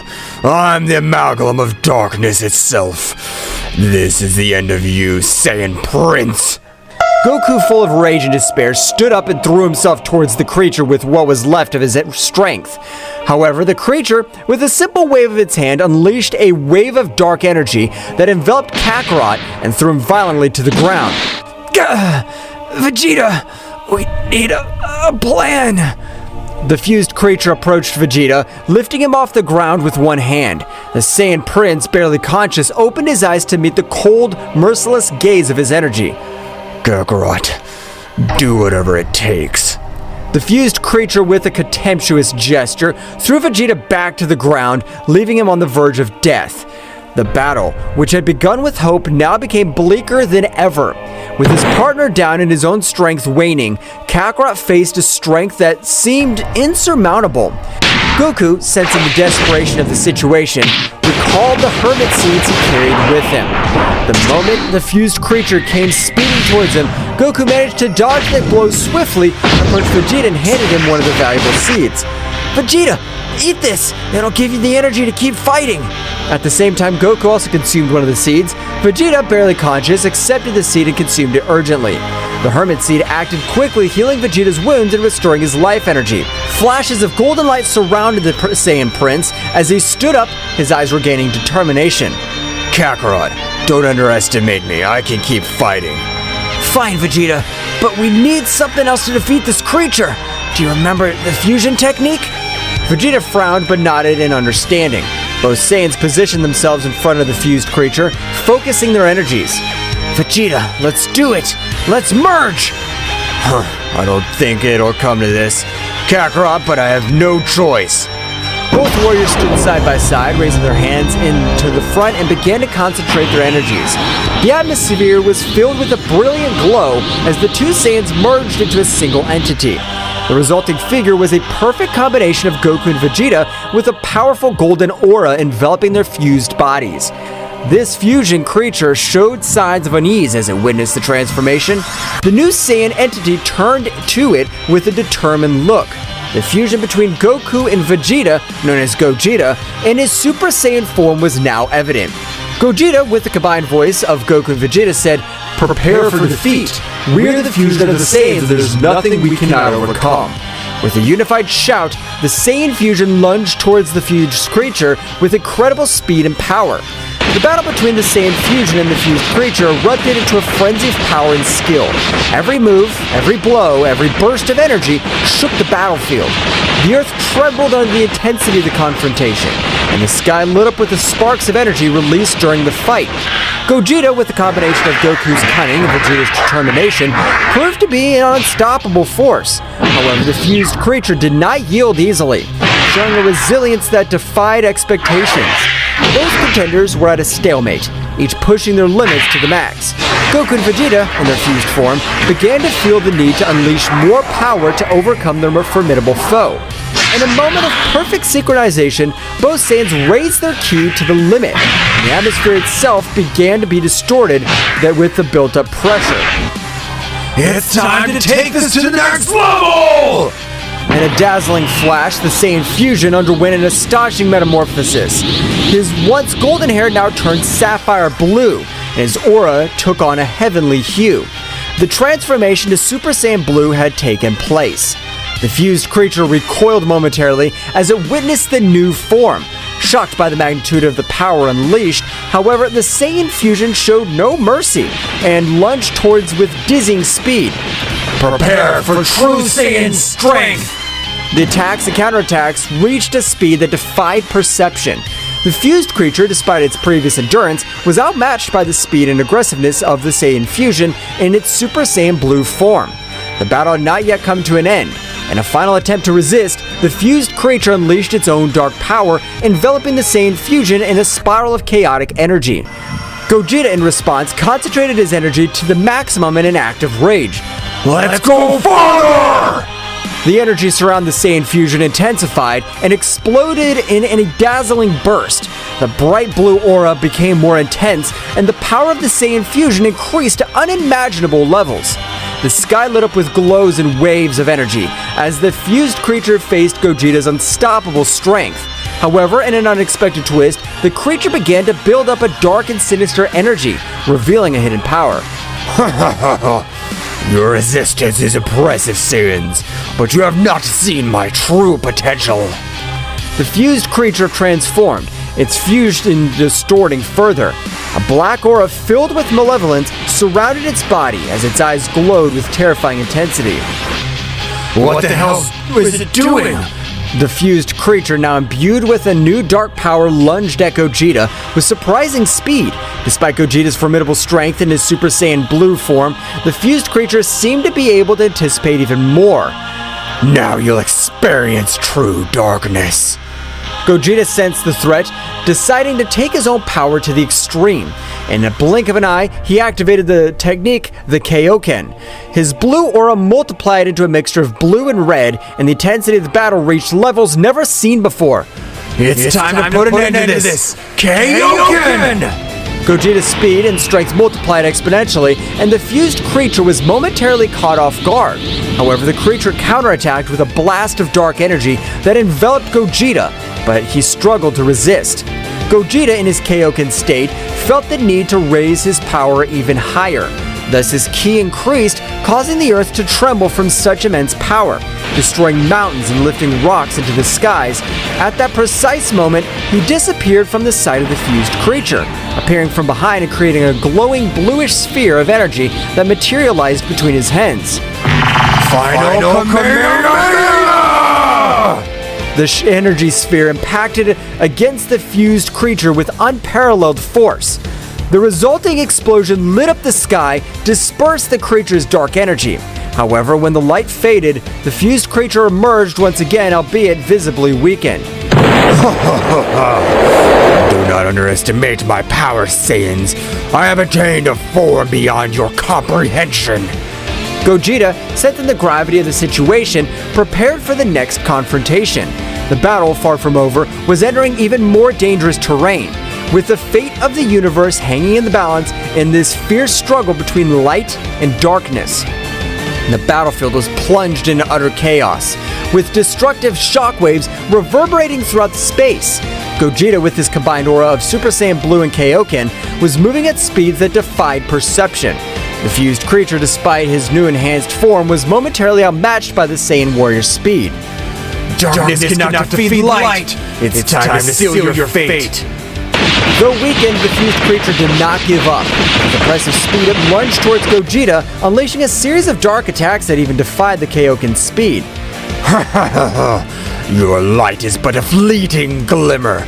In the eternity of darkness, you will suffer. Gogeta, with sharp reflexes at precise moments, will dodge the fused creature's attacks. The battle reached an even greater frenzy, with a clash of fists and kicks creating waves of energy that swept the surrounding landscape. The once dark and stormy sky were illuminated by the flashes on the contest. In the beginning of the moment of opportunity, Gogeta channeled the Kaioken to an even higher level. His aura became more intense, mixing blue with red in a dazzling display. Seeing the new burst of power, the fused creature recoiled momentarily, a moment Gogeta took advantage of to gather energy. This is the limit of your darkness. Prepare for the end. Gogeta, with unmatched speed, appeared in front of the fused creature, concentrating his energy to a single point. A glowing sphere of energy formed between his hands, but this time, the sphere was not blue, it was a mixture of colors. A fusion of the power of Super Saiyan Blue and Kaioken. Kaioken 20 times! Final Kamehameha! The now larger, more powerful energy sphere hurled with impressive speed towards the fused creature. The resulting explosion illuminated the entire horizon, causing the mountains and valleys to be enveloped in a dazzling glow. When the light faded, the fused creature lay defeated on the ground. Its dark aura completely dissipated. Gogeta, with his Super Saiyan Blue form and Kaioken still activated, watched cautiously. The intense battle had come to an end, but the price of the confrontation was reflected in the devastated Earth and the wear and tear visible on the Saiyan warrior. I hope that was enough. This universe can't take any more of this destruction. With a flash, Gogeta deactivated the Kaioken and returned to his base form. As silence descended over the battlefield, the lingering question was whether the threat had truly been eliminated or if there was still challenges to be faced in the vast cosmos. Goku and Vegeta, feeling that the threat had been neutralized for the moment, separated from the Saiyan fusion. The intensity of the battle had left both Saiyans exhausted, but their attention was diverted to a disturbing reality. In the corner of their vision, they watched as a small dark creature made its way towards where Gohan and Broly were standing. Vegeta, something's happening! We must get there fast! Those two are in trouble if that thing gets to them. Let's go, Goku! Both Saiyans, despite their exhaustion, dashed towards Gohan and Broly's location with as much speed as possible. As they approached, they could see the dark creature getting closer and closer to the two warriors. Gohan, who was training with Broly in an attempt to increase his skills, noticed Goku and Vegeta's arrival urgently. Dad! Vegeta! Something's coming! Broly, with his piercing gaze, had also sensed the approaching threat. Evil creature, we will fight! The small dark creature, noticing the presence of the Saiyans, stopped advancing and displayed a malevolent laugh. Ha ha ha! Your victory was short-lived. This is only the first of many surprises. Before they could react, the dark creature split into multiple smaller shadows, surrounding Gohan and Broly with astonishing speed. Watch out, Broly! They're fast and dangerous! We will fight! We won't let them defeat us! Goku and Vegeta, arriving just in time, joined the battle. The battle became a chaotic dance of blows and explosions as the Saiyans fought the dark shadows that multiplied endlessly. Let's finish this quickly. Gohan, Broly, stay strong. Got it, Vegeta! Broly, unleashing his titanic power, emitted a wave of energy that temporarily dispersed the dark shadows. However, the dark creature, in a final act of desperation, merged back into a larger, more powerful form. My shadows cannot be so easily defeated. The real battle has just begun. The shadow creature, now strengthened and more menacing than ever, faced the four Saiyan warriors with palpable malevolence. Gohan, Broly, Goku, and Vegeta moved into battle stance, facing the shadow creature with determination. Come on, guys! Let's work together and put an end to this menace once and for all! Broly growled in agreement, his power emanating from him with an imposing force. Goku and Vegeta, despite their earlier exhaustion, raised their energies ready for the battle ahead. The shadow creature, with a sinister laugh, lunged towards them with surprising speed. The Saiyans responded with a coordinated assault, launching energy blasts and performing combo attacks. However, the shadow creature was agile and dodged their attacks with ease. We can't let this thing get away. Concentrate on attacking together. You're right, Vegeta! If we fight them as a team, we can overcome anything! The four Saiyans synchronized their movements, attacking in harmony. Broly unloaded titanic blows.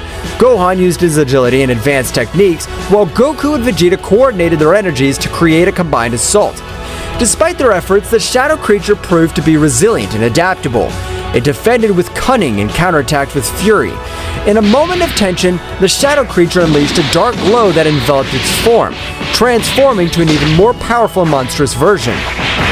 It's getting stronger again! It doesn't matter. I'll destroy it. The battle intensified as the shadow creature, in its enhanced form, launched waves of dark energy and unleashed more devastating attacks. The Saiyans, however, did not back down. Despite the gravity of the situation, their determination burned stronger than ever. There's no limit to our strength when we fight together! Come on, guys, we can't lose! This thing doesn't know who it's messing with. Get ready for what's coming. Gohan, Broly, Goku, and Vegeta channeled their energies to the maximum, shaking the earth under the intensity of their combined power. In a unified act, the four Saiyans raised their ki to the limit and lunged towards the shadow creature with indomitable resolve. The shadow creature, now in its strengthened form, unleashed a dark energy that enveloped Broly, possessing the mighty Saiyan with a malevolent influence. Broly, his eyes now awash with shadows, stood before the other Saiyans with a menacing presence. Broly, I won't let you be used as a puppet. We must save him. We won't let this thing manipulate Broly. Come on, guys, let's protect ourselves and save our friend. This is getting more complicated than I thought. But no matter, we won't let the darkness win. The battle began with the shadow creature using Broly's immense power against them.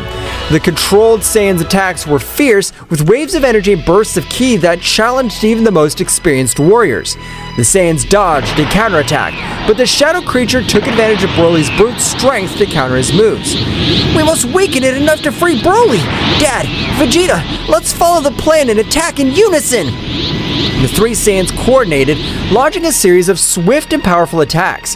However, the shadow creature moved with agility, dodging most of the blows and countering with blows of its own. Broly, under the influence of the dark possession, was showing superhuman endurance. It's not enough! Broly, fight against this influence! We must force him to break free. We're gonna give it our all. In a moment of desperation, the Saiyans decided to raise their powers to the maximum. Goku transformed into Super Saiyan second stage, Gohan advanced his mystical form, and Vegeta unleashed his own power into Super Saiyan second stage. The three Saiyans surrounded Broly, launching a combination of flurry of powerful attacks. Broly, resist! Don't let their darkness consume you! The shadow creature, feeling the combined presence of the three Saiyan warriors, showed signs of weakness. However, in a desperate act, the dark energy intensified its hold on Broly, raising its power even higher and unleashing unbridled fury. We can't give up! We're going to free Broly, whatever it takes! The battle reached its climax as the three Saiyan warriors, Goku, Gohan, and Vegeta, clashed against the shadow creature possessing Broly. The unleashed energy created a spectacle of flashes, explosions, and shockwaves that shook the battlefield. Goku, with his power as a Super Saiyan, moved with astonishing speed, launched energy blasts and accurate punches at the shadow creature. Gohan, in his mystical form, unleashed a combination of fast attacks and advanced techniques, seeking to weaken the dark possession that controlled Broly. Vegeta, in his Super Saiyan second phase form, displayed titanic power, coordinating his attacks with calculated precision. Broly, listen to my voice! Don't be consumed by this darkness! The shadow creature, however, resisted tenaciously, harnessing Broly's brute strength and ferocity to counter the Saiyan's attacks. Broly, under the dark possession, responded with unstoppable strength, his attacks more intense and uncontrolled. We need to weaken that possession! Come on, guys, keep up the pressure! This dark power won't last forever. We must resist. The battle grew more frantic. With each passing moment, the shadow creature, sensing the threat of the Saiyans, intensified its hold on Broly, fusing its dark energy with the brute strength of the legendary Saiyan. We can't back down now! Broly's our friend, and we won't let this darkness control him! In a moment of perfect synchronization, the three Saiyans focused their energies into a coordinated attack. Goku launched a Kamehameha, Gohan unleashed a Masenko, and Vegeta fired a final flash, all aimed at the shadow creature. The resulting explosion illuminated the battlefield, creating an energy storm. However, when the light faded, the shadow creature Broly still stood, visibly weakened but far from defeated. It's not enough! We must find a way to free Broly from this possession! At that moment, the shadow creature, taking advantage of the Saiyan's momentary weakness, launched a surprise attack, sending Goku and Gohan to the ground. Vegeta, with his rage in his eyes, stood up determined. Enough's enough! We won't let this thing continue to manipulate Broly. Vegeta concentrated his ki to the maximum, unleashing a new transformation. His intense blue aura transformed into an even brighter and more powerful hue. Super Saiyan Blue! The atmosphere itself seemed to tremble at the magnitude of the transformation. Vegeta, now in his evolved form, launched himself towards the shadow creature with renewed speed and power. Vegeta's transformation in Super Saiyan Blue Evolved caused a dramatic change in the intensity of the battle. His bright blue aura flashed with overwhelming energy as he charged towards the shadowy creature and Broly, who was still under his influence. It's time to put an end to this. Broly, I'll fight to free you from this darkness. The shadow creature, sensing the threat posed by Super Saiyan Blue, adopted a defensive stance. On the other hand, Broly, his eyes still darkened, prepared to face Vegeta. Vegeta unleashed a flurry of quick and precise attacks, combining punches and kicks with astonishing speed. Each move was charged with the strength of the new form, and the shadow creature was forced to retreat in the face of Vegeta's fury. Broly, regain control. I'll not allow this darkness to consume you. Broly, under the influence of the dark possession, responded with impressive stamina. His attacks were brutal and uncontrolled, but Vegeta moved with a dexterity that defied expectations. I need to find an opening in this possession. In an act of bravery, Vegeta launched himself directly towards Broly. Their fists collided forcefully, and Vegeta, using all his skill, made precise strikes that temporarily weakened the dark influence. Broly, fight this! You're stronger than this darkness! The shadowy creature, seeing Vegeta's resistance, increased his energy and fused even more with Broly. Now the dark influence was more entrenched than ever, and Broly unleashed an explosion of wild power. You can't stop me, Saiyan Prince! Vegeta, not backing down, continued to engage Broly. The battle reached new heights as both warriors unleashed their most powerful attacks. Vegeta launched a Big Bang attack while Broly responded with a gigantic charge of dark energy. The collision of energies generated a huge explosion that blanketed the area. After the dust settled, Vegeta lay on the ground, clearly exhausted but not giving up. I can't lose. My determination's stronger than your darkness. The battle between Vegeta and Broly, who was possessed by the shadow creature, reached a critical point. The overflowing energy of the confrontation was spreading across the battlefield, distorting the air and creating palpable tension. At that crucial moment, Goku found himself regaining consciousness, stood up, and immediately went to Saiyan Prince's side. Vegeta, let's go! Let's give it all we've got! Goku's transformation into Super Saiyan Phase 2 and joined the fray. The shadow creature, seeing the arrival of another Saiyan warrior, prepared to face the new threat. Kakarot, you're just in time. This thing has gotten stronger with Broly. We'll face it together! Broly, we won't let this darkness control you! The three Saiyans stood in formation, ready to deal with the shadow creature fused with Broly. The intensity of the conflict increased even more, with flashes of energy and clashes of fists echoing throughout the battlefield. Come on, Kakarot, let's attack in unison and free Broly. I got it, Vegeta. Together, we'll free him. The Saiyans coordinated their attacks, launching a combined blast towards the shadow creature. Despite their efforts, Broly's dark possession was still resisting, fueled by the brute strength of the legendary Saiyan. Broly, under the influence of the shadow creature, unleashed an uncontrolled fury. His attacks were unpredictable and devastating, putting the Saiyans on the defensive. Goku, Vegeta, and the shadow creature continued to exchange energy blasts and powerful blows. Vegeta, we must break that possession. We can't let Broly fall into darkness. Roger that, Kakarot. Let's keep attacking together. Amidst the chaos of the battlefield, the fiery aura of the Saiyans lit up the sky, a visual manifestation of their mammoth power. Goku and Vegeta, feeling the weight of the battle, decided to take it a step further. They joined their energies in a symphony of power, a final bid to tear apart the shadows enveloping the evil presence. The shadow creature on the brink of the abyss responded with desperation. It raised its own power and the darkness churned with intensity as it struggled to resist the combined onslaught of the Saiyans. The clash of energies created a cataclysm of flashes and booms, shaking the battlefield to its core. At that critical moment, the energy explosion was unleashed with dazzling magnificence. The earth shook, and the shockwaves swept across the landscape, leaving behind a trail of destruction. Goku, Vegeta, and Broly, enveloped in the blanket of the explosion, were momentarily eclipsed by the blinding light and dancing shadow. When the shimmering luminosity faded, the Saiyans found themselves faced with a new scenario. On the ground lay Broly, his figure shrouded in a residual haze of the contest. The dark aura that had consumed him had finally dissipated. Stillness reigned on the battlefield. As the warriors approached with worried looks, the formidable warrior who now resisted, his power darkened, finally silenced. We did it, Vegeta.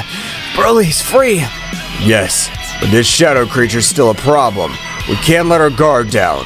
Vegeta nodded grimly as they watched Broly, who lay on the ground, slowly recovering from the intense battle. However, at that moment of apparent calm, the shadow creature, cunning and unnoticed, had left Broly's possession to seek a new host.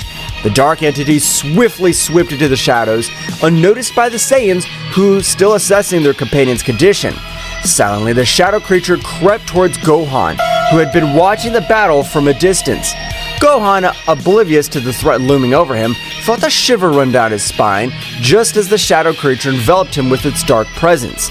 A momentary flash of its eyes indicated that something was terribly wrong. At that instant, Gohan, with a sudden alteration in his expression, went on guard without warning. His gaze, now posed by the shadow creature, glowed with a malevolence that contrasted with his gentle nature. Goku, noticing the sudden tension, turned towards Gohan, but before he could react, Gohan, under the influence of the shadow creature, moved with supernatural speed. The confrontation with Broly had left the Saiyans exhausted, and the shadow creature, seizing the opportunity, vanished into the darkness along with Gohan. Vegeta, realizing the situation, gritted his teeth in fury. The threat persisted, and now Gohan, a valuable ally, was in the hands of the shadows. Goku and Vegeta, despite their exhaustion, prepared for a new confrontation, aware that the battle had not yet come to an end. The tension in the air was palpable, as Goku and Vegeta, still worried about Broly, with determination, turned towards the place where the dark entity had vanished. Damn it, where'd that thing go? I don't know, Vegeta, but we must find it before it hurts Gohan. The two Saiyans, quick as the wind, rushed towards where Gohan had been standing, their senses alert. The shadow creature, now inside Gohan, emerged from the shadows with a sinister laugh. Looks like they're not as cunning as they thought. Now I have a new toy for my plans. Get out of Gohan, you damn creature. I'll not allow you to possess my son. Ha! You think you could stop me? My power possesses even more of your combined forces. Do not underestimate the Saiyans. We have overcome greater challenges than you. Leave Gohan and face your fate, creature. You'll not be victorious. The shadow creature, now in control of Gohan, smiled malevolently before responding. We'll see how long you can resist. Gohan is now an instrument of my will. The shadow creature possessing Gohan unleashed a burst of dark energy that distorted the surrounding space. Goku and Vegeta suddenly found themselves during a chaotic confrontation. with Gohan now transformed into an instrument of the malevolent entity. The waves of energy radiating from Gohan's possessed figure created an ominous aura that filled the battlefield, defying the Saiyans' endurance and determination. The Saiyans, in their Super Saiyan Blue form, prepared for the impending clash. The shadow creature, using Gohan's body, moved with supernatural agility, dodging the Saiyans' first attacks with grace and malice.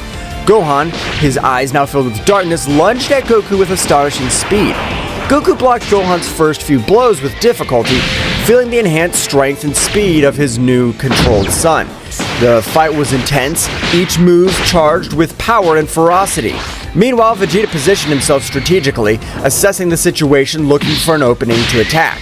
The shadow creature, through Gohan, unleashed a flurry of attack, which devastating blows that kept Goku on the defensive.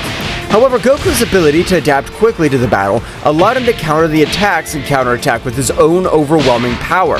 Vegeta, sensing an opportunity, lunged at the shadow creature from an unexpected angle. However, the dark entity had sharp reflexes and deflected Vegeta's attack with ease, throwing Gohan against Goku as a distraction. The shadow creature's strategy paid off, as it took advantage of the distraction to hit Vegeta with a beam of dark energy. Vegeta, although he resisted the impact, was momentarily weakened. The entity, now with a malevolent smile, turned to him. Damn it! This isn't over, shadow creature. Goku, reacting quickly, stepped between the shadow creature and Vegeta. Vegeta, hold on! We can't let this thing divide us! The shadow creature, enjoying the chaos at its zone, released a dark aura that enveloped both Saiyans. The dark energy sought to confuse and weaken their senses. However, the Saiyans' instinctive connection to Ki enabled them to resist the dark influence. The battle raged in a frenzy of clashing colors and energies. Gohan, controlled by the shadow creature, moved with a mixture of speed and agility that defied the laws of physics. Goku and Vegeta, each focusing on their own battlefront, were trying to coordinate their attacks to free Gohan from the dark possession. Gohan, fight this darkness! You're stronger than this! Gohan, though showing flashes of resistance, was caught in an internal struggle between his will and the shadow creature's control. The battle grew more challenging. With each passing second, the shadow creature reveled in its ability to manipulate and corrupt one of Earth's mightiest warriors. Vegeta, recovering from the earlier onslaught, threw himself back into the fray. The shadow creature, however, anticipated his attack and gracefully dodged Vegeta's attempts to strike it. The dark entity counterattacked with a series of precise blows that forced Vegeta to retreat. You damn shadow. Don't underestimate the Prince of the Saiyans. Goku, seeing his partner's difficulty, raised his power to the maximum. Dazzling energy emanated from his Super Saiyan Blue form as he prepared for a concentrated attack. The shadow creature, noticing the glowing threat, diverted its attention to Goku. Vegeta, keep up the pressure! I'm gonna concentrate my energy to free Gohan! Vegeta nodded and increased his offensive, distracting the shadow creature as Goku concentrated his power. The fight reached a new level of intensity, with each move echoing across the vast battlefield. The energy collided, creating shockwaves that distorted reality itself. Goku, eyes glowing with determination, unleashed his most powerful attack. A sphere of glowing blue energy formed in his outstretched hands. Charged with the combined strength of the Saiyans, the spear grew in size and the power as Goku had held it in place. It's time to free Gohan! The shadow creature, realizing the threat, moved quickly to stop Goku's attack. Vegeta, taking advantage of the distraction, lunged with renewed fury, looking for an opening to attack. The battle reached its climax when Goku released the energy sphere, ascending it directly towards the shadow creature. The energy sphere burst into a dazzling flash, illuminating the battlefield with intense light. Shockwaves swept through the darkness as Goku's purifying energy sought to free Gohan from the shadow creature's possession. However, as the light faded and the earth stopped shaking, the shadow creature emerged seemingly unharmed. The dark entity, now irritated, turned to the Saiyans with a twisted laugh. Is that all you can do? My power is unbreakable. Goku and Vegeta, despite their exhaustion, prepared for the next assault. The battle, far from ending, dragged on into confrontation of epic proportions. Darkness and light collided in an endless clash, with the will of the Saiyans resisting against the entity that threatened to plunge them into the shadows. The dark creature, after resisting Goku's powerful attack, showed a malicious smile. A dark glow enveloped Gohan, and his body began to tremble with intensity. A guttural scream echoed through the air as the dark entity forced a unique transformation on the Saiyan warrior. Gohan, under the shadow creature's influence, contorted and his body was enveloped in a dark, feral energy. The earth trembled with the intensity of the transformation, and Gohan's figure began to change. Defined musculature, red eyes, a wild gaze, long gray hair, and emerging in the new form, Gohan Dark Beast. Vegeta and Goku, shocked by the unexpected evolution, instinctively recoiled from the overwhelming presence of Dark Gohan Beast. The shadow creature had accomplished what it could not do with Broly, unleash a unique and uncontrolled transformation on Gohan.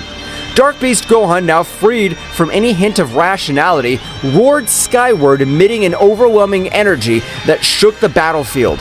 His eyes glowed with an animalistic intensity, and his posture indicated that human control was suppressed.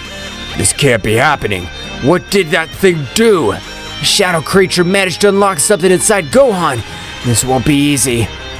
The shadow creature, pleased with the success of its manipulation, watched the scene with satisfaction. Now, witness my true power. The Saiyan Beast Warrior. How do you plan to stop him? Dark Beast Gohan let out a deafening roar and lunged towards Vegeta with impressive speed. Dark Beast Gohan's attacks were ferociously savage, his brute strength and speed surpassing even Broly's most rampaging transformation. Vegeta, using his speed and agility, dodged Dark Beast Gohan's first attacks. However, the Saiyan Beast Warrior's ferocity was unpredictable, and Vegeta was forced to deploy all his skill to stay out of range of the devastating attacks. Goku, assessing the situation, transformed into Super Saiyan Blue and rushed to Vegeta's aid.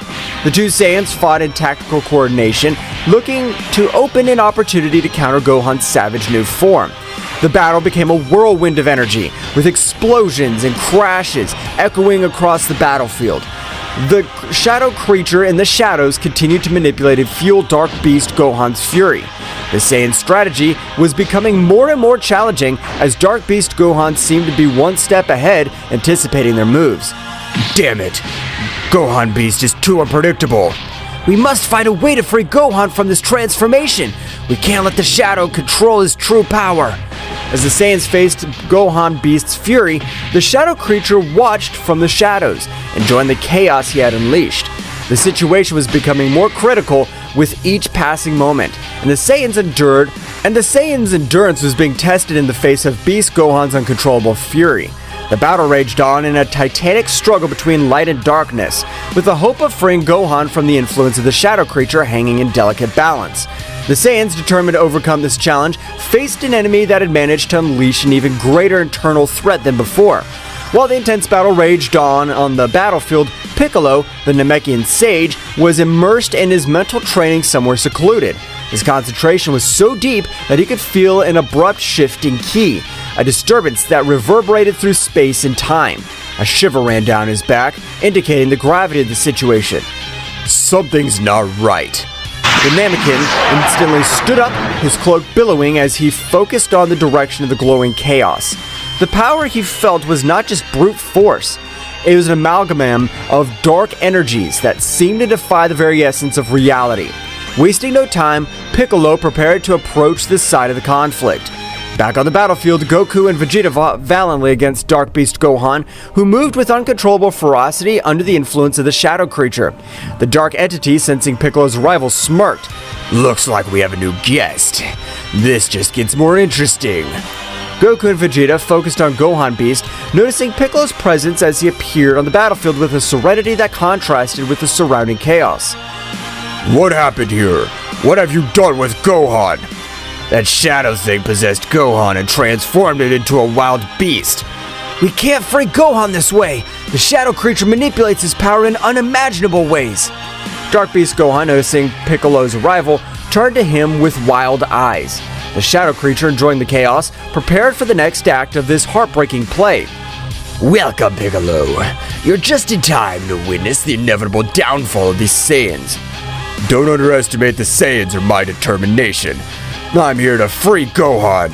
The Namekian braced himself for the confrontation, deploying his ki with an intensity that made it clear he would not be a mere spectator in this battle. Dark Beast Gohan, fueled by the shadowy influence, roared and lunged towards Piccolo with a speed that defied all logic. The battle became even more chaotic with Piccolo's entrance. His movements were precise and calculated, contrasting with the wild ferocity of Dark Beast Gohan. Goku and Vegeta, aware of Piccolo's strategic skill, adjusted their approach to coordinate their attacks with the Namekian. Meanwhile, the Shadow Creature watched the battle with a Machiavellian smile, enjoying the confrontation between the forces of light and shadow. The Dark Entity was determined to prove that its influence was insurmountable. The fight unfolded in a whirlwind of colliding energies, with Piccolo demonstrating his tactical and strategic prowess. Dark Beast Gohan, however, remained a formidable challenge, his erratic movements and uncontrolled strength testing the tenacity of the warriors on the battlefield. Goku, Vegeta, we need to plan to break the connection between Gohan and that shadow creature. You're right, Piccolo. We need to attack from different fronts and destabilize that connection. I'll take care of keeping Beast Gohan busy. Kakarot, you use the connection you have with your son to try to isolate the shadow creature. Goku and Vegeta, coordinating their efforts with Piccolo's strategic expertise, went on the assault. Piccolo used his wisdom to be able to devise a way to get Dark Beast Gohan out of said possession, while Vegeta unleashed his fury with calculated attacks to keep the beast at bay. As the battle continued, the shadow creature began to feel the pressure of the combined strategy of the Saiyans and Piccolo. The connection between Gohan and the Dark Entity was under threat, and the shadow creature, despite its confidence, was beginning to show signs of concern. The battle was far from over, but the warriors' resilience was growing stronger in the face of the adversity that loomed over them. As Piccolo continued his mental struggle to free Gohan from the shadow creature's possession, his Namekian senses sharpened. Keen perception led him to identify a small shadow leech clinging to Dark Beast Gohan's lower neck, a detail that had not been evident in Broly's previous possession due to his long hair covering that region. That's it. The key in this little shadow leech on his neck. We must eliminate it to free Gohan. Piccolo's revelation attracted the attention of Vegeta and Goku on the physical battlefield. Vegeta, upon hearing this, turned his gaze to the back of Gohan Beast's dark neck and noticed the presence of the Shadow Leech. A Shadow Leech? That explains why we couldn't free Broly this way. How do we eliminate it without harming Gohan? As Piccolo struggled to maintain his mental connection, he analyzed this situation and came up with a strategy. If we attack the Shadow Leech directly, we might harm Gohan in the process. We need a precise way to eliminate it without endangering his life. So what's the plan, Piccolo? Goku, you've mastered Ultra Instinct, but you can only maintain it for a few seconds. We need to take advantage of those brief moments to distract Dark Beast Gohan and allow you to get close enough to destroy the Shadow Leech. Understood, Piccolo. I'll do my best. But how do we make sure Beast Gohan doesn't attack while Kakarot's approaching? That's the tricky part. We need to keep Gohan busy and distracted. Vegeta, your attacks must be precise and constant, keeping his attention on you. I will, but Kakarot, don't make me regret this. The battle resumed with renowned intensity. Vegeta went on the offensive, attacking Gohan Dark Beast with a series of swift and powerful blows. Gohan responded with ferocity, but Vegeta maintained agile, dodging his attacks while keeping the savage Saiyan warrior's attention. At that moment, Goku concentrated, channeling Ultra Instinct. An aura of flickering energy surrounded him as he activated the powerful transformation. His speed increased exponentially, allowing him to easily dodge Dark Beast Gohan's attacks. Now, Goku, now's your chance. Goku in his Ultra Instinct state moved with superhuman speed towards Gohan's rear. The shadow creature, still focused on the fierce confrontation with Vegeta, did not notice Goku's approach. This is my chance to end this! With pinpoint accuracy, Goku reached out his hand and touched the small shadow leech on Gohan's neck. The leech, upon being touched by the Ultra Instinct energy, began to fade, emitting a dark screech before dissolving completely. Dark Beast Gohan, losing connection with the Shadow Leech, shook violently, as if releasing himself from a trance. Vegeta, noticing the change, cautiously stepped back as Goku returned to his normal state. What happened? Kakarot seems to have found a way to free you from that thing. It was risky, but it worked. Well done, Goku, but don't let your guard down. This shadow creature might have more tricks up its sleeve. The immediate threat had been neutralized. The shadow creature, watching from the shadows, moving away unnoticed by the Saiyan warriors, was not about to give up, so the shadow creature set out to return to its master. After the terrifying moment that the Z Warriors had experienced, Goku and Vegeta realized that Beerus and Whis were not on Earth. They had disappeared just moments before the shadow creatures appeared on Earth. This is because Daishinkan discovered that Zeno-sama had been killed by his father and immediately summoned all the angels and gods of destruction. In the majestic realm of all, Daishinkan, the High Priest, summoned all the angels and gods of destruction of the existing universes. The atmosphere in the hall was unusually tense, and concern was reflected in the faces of those present. Daishinkan, with his usual calmness, prepared to share the disturbing truth he had discovered. Angels and gods of destruction, the time has come to face a powerful truth. Zeno-sama, our beloved king of all, has been slain. Silence fell over the hall. The angels and the gods of destruction exchanged looks of disbelief and dismay. No one expected that such a tragedy could occur, especially at the hands of someone so powerful. My investigation revealed that the one responsible for this abominable act was Zeno-sama's own father. The news resounded like a somber echo in the room. Everyone present processed the shocking revelation. The omnipresent figure of Zeno-sama, the supreme deity, had been shattered by his own protagonist. Mohito, Sidra's angel, spoke in a worried voice. How is it possible that a being as powerful as Zeno-sama's father could have committed such an act? That is a question for which I still have no answers. But now we must face the consequences of this event. The stability of the multiverse is in danger. Arak, the god of destruction of Quitella, asked, "And what measures will we take in the face of this threat? What'll happen to the throne of Zeno-sama?" That is a question we must discuss and resolve. For now, the throne remains empty, and our duty is to maintain peace and balance. But before we make hasty decisions, we need to fully understand the magnitude of this situation. Beerus and Whis prepared to inform the gods of destruction and angels of all universes about what they had witnessed while on planet Earth with Goku and Vegeta. The Hall of the Realm of Everything was filled with celestial beings, each one expectant and worried about the news they were about to receive. Attention everyone! We have crucial information to share about the events that have been unfolded. Before we are summoned here, the father of Zeno-sama appeared on all the planets of the multiverse. Surprise was reflected on the faces of those present. Murmurs and whispers filled the room, as the gods of destruction and angels exchanged looks of disbelief. His visit was not simply to report the death of Zeno-sama. He announced the holding of the tournament that would determine the survival of the planets in each universe. Additional rumors filled the room, creating a constant buzz of concern. The gods of destruction and angels wanted to understand the implications of such an announcement. He informed the rules of the tournament and the intentions behind such a competition, but it's necessary that we all work together to get answers and face this threat. It is time to join forces and overcome this crisis. The fate of our universes is at stake.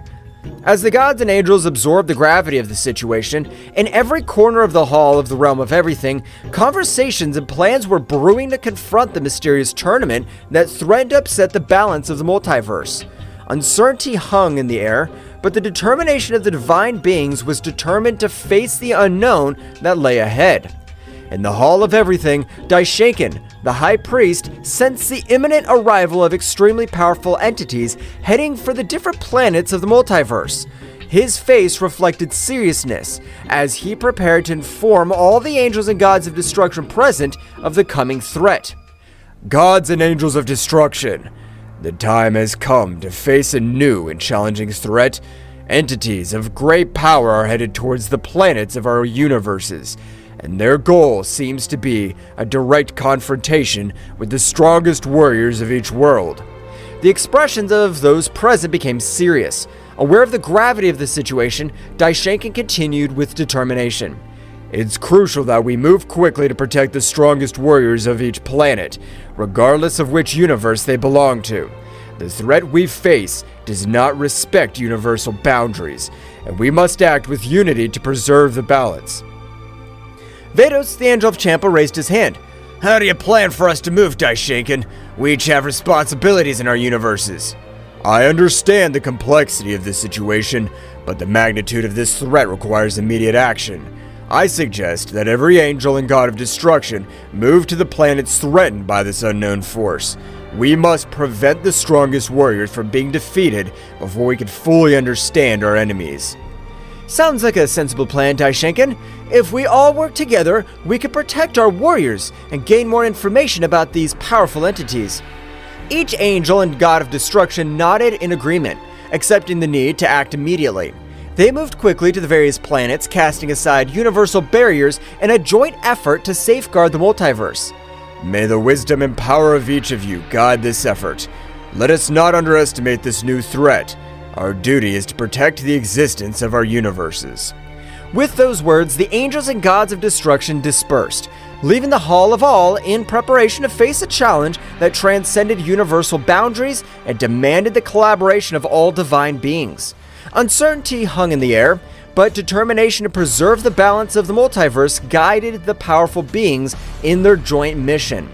The angels and gods of destruction quickly teleported to the threatened planets, each determined to protect the strongest warriors on the various planets. In the blink of an eye, the skies lit up with flashes of divine energy as Awamo and Ewin, Cognac and Quintella, Matanu and Geen, Whis and Beerus, and the other angels and gods of destruction headed toward their assigned destinations. The planet Thraxis Nocturnae lay peaceful in the corner of the cosmos, its nocturnal luminosity radiating a tranquility that was about to be disturbed.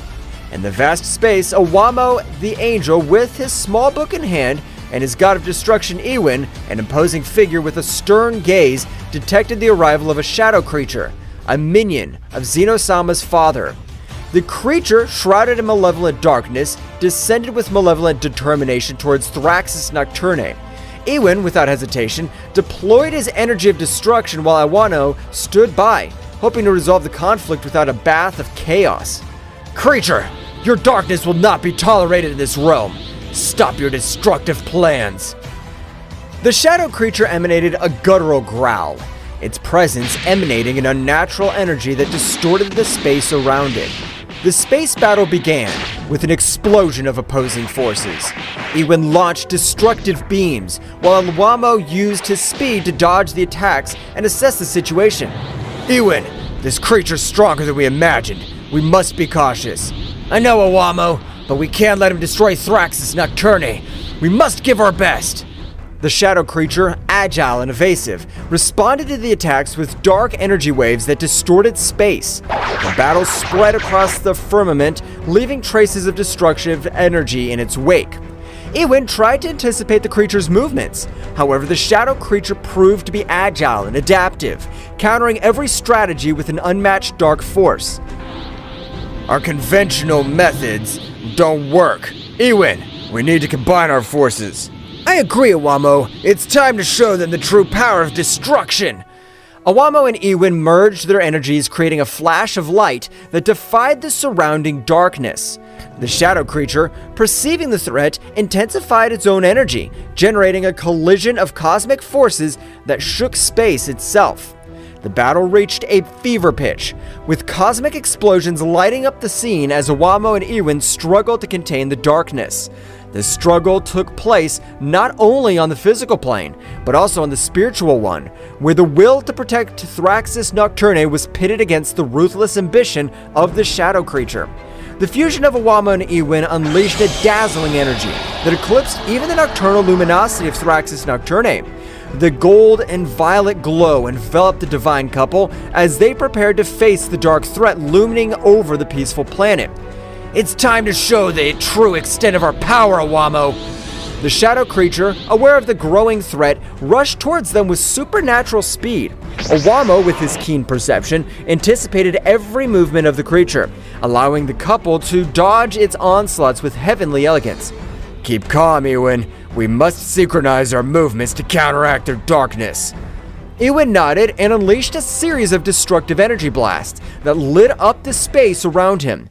However, the shadow creature responded with amazing agility, dodging every attack with meandering movements.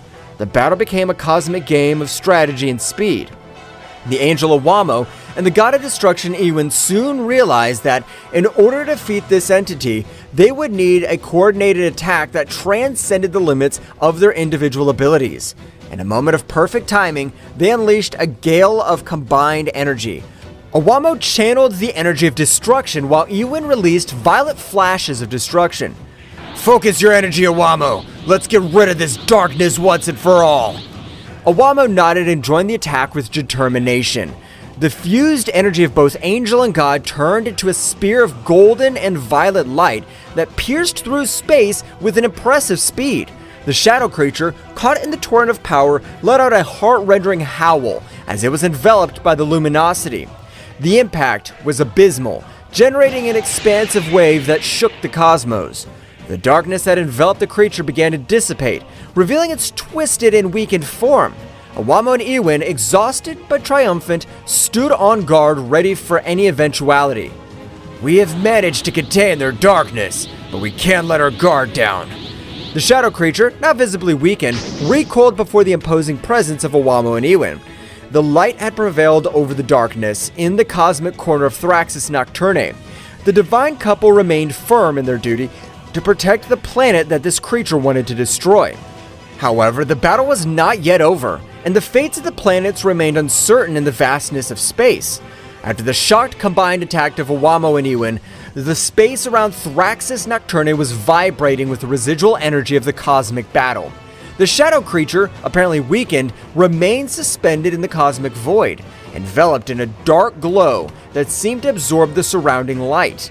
The divine couple watched cautiously, aware that the fate of Thraxis Nocturne was still hung in the cosmic balance. Iwin, something's not right. The darkness of that creature seems to be getting stronger instead of weaker. It seems that our attack has absorbed by her, but it shouldn't be possible. How can he transform our energy of destruction to his own power? The shadow creature, now surrounded by a more intense aura, began to change its shape. Its twisted figure became more defined. His eyes shone with a malevolent lucidity. The darkness emanating from her was becoming denser, distorting the space around her. You have underestimated my true potential, Angel and God of Destruction. Your energy has strengthened me beyond your comprehension. The divine couple prepared for what was to come next, aware that the threat they faced had evolved. The shadow creature, now empowered by the absorbed energy, charged towards them with renewed speed and ferocity. We need to be more cautious, Iwin. It seems that every blow we inflict makes her stronger. Understood, Awamo, but we can't allow this darkness to devour Thraxis Nocturne. The battle resumed with increased intensity.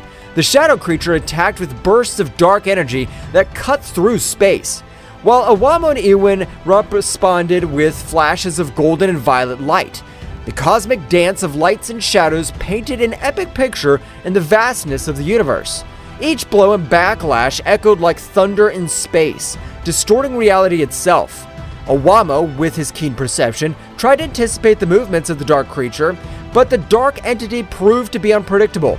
Iwin, with his energy of destruction, sought to weaken the creature, but his attacks seemed to be absorbed and turned into an additional source of power. Every time we hit her, her power increases. We can't go on like this. We must find a way to counteract his ability to absorb our energy. Do you have any ideas, Awamo? Awamo pondered for a moment, his angelic mind working in search of a solution. Meanwhile, the shadow creature, aware of its opponent's confusion, took the opportunity to launch a surprise attack. A wave of dark energy enveloped Awamo and Iwin, distorting their perception and weakening their defenses. Ha ha ha ha ha ha! Your resistance is useless. I am the embodiment of darkness. His light cannot prevail before me. The situation was becoming more and more desperate for the divine couple as they struggled to resist the shadow creature's attacks. Awamo turned his attention to the small book he always carried with him. An idea began to form in his mind. Iwin, I think I have an idea, but we need to synchronize our attacks in a different way. Explain yourself, Awamo. Awamo explained his plan to Iwin, who nodded in understanding. Both God and Angel prepared to put their strategy into practice. The shadow creature, confident in its superiority, launched into the attack again, but this time Awamo and Ewin were ready to respond differently. Now, Ewin, combine your energy of destruction with mine in a more controlled way. Ewin nodded and channeled his energy to Awamo, who, in turn, merged it with his. Instead of launching a direct attack, they created a sphere of combined light and energy that floated between them. Do you think this tactic will change the outcome? We'll see. The energy sphere began to slowly expand, emanating a glowing light that contrasted the surrounding darkness. The shadow creature, curious but confident, watched the development with disdain. The fused power is not only destructive, but it also has properties that counteract its absorption capacity. The combined energy sphere, now reaching its maximum expansion, released a wave of light and energy that enveloped the shadow creature. This time, instead of absorbing the power, the darkness that characterized her began to dissipate. What is this? My power should not be weakened. We create an energy that goes beyond destruction and creation, one that neutralizes the darkness that you're trying to absorb. The shadow creature, weakened by Awamo and Ewin's strategic counterattack, retreated as the combined energy sphere continued to exert its effect. The light emanating from the sphere began to purify the darkness surrounding the entity, revealing its original form before corruption. It seems our tactic's working, but we must make sure we contain it completely. We can't let our guard down. Let's continue with the strategy until the creature's completely neutralized. The space battle continued, but this time Awamo and Ewin had the upper hand. His sphere of combined energy continued to exert its purifying effect, dispelling the darkness that threatened Thraxus Nocturne.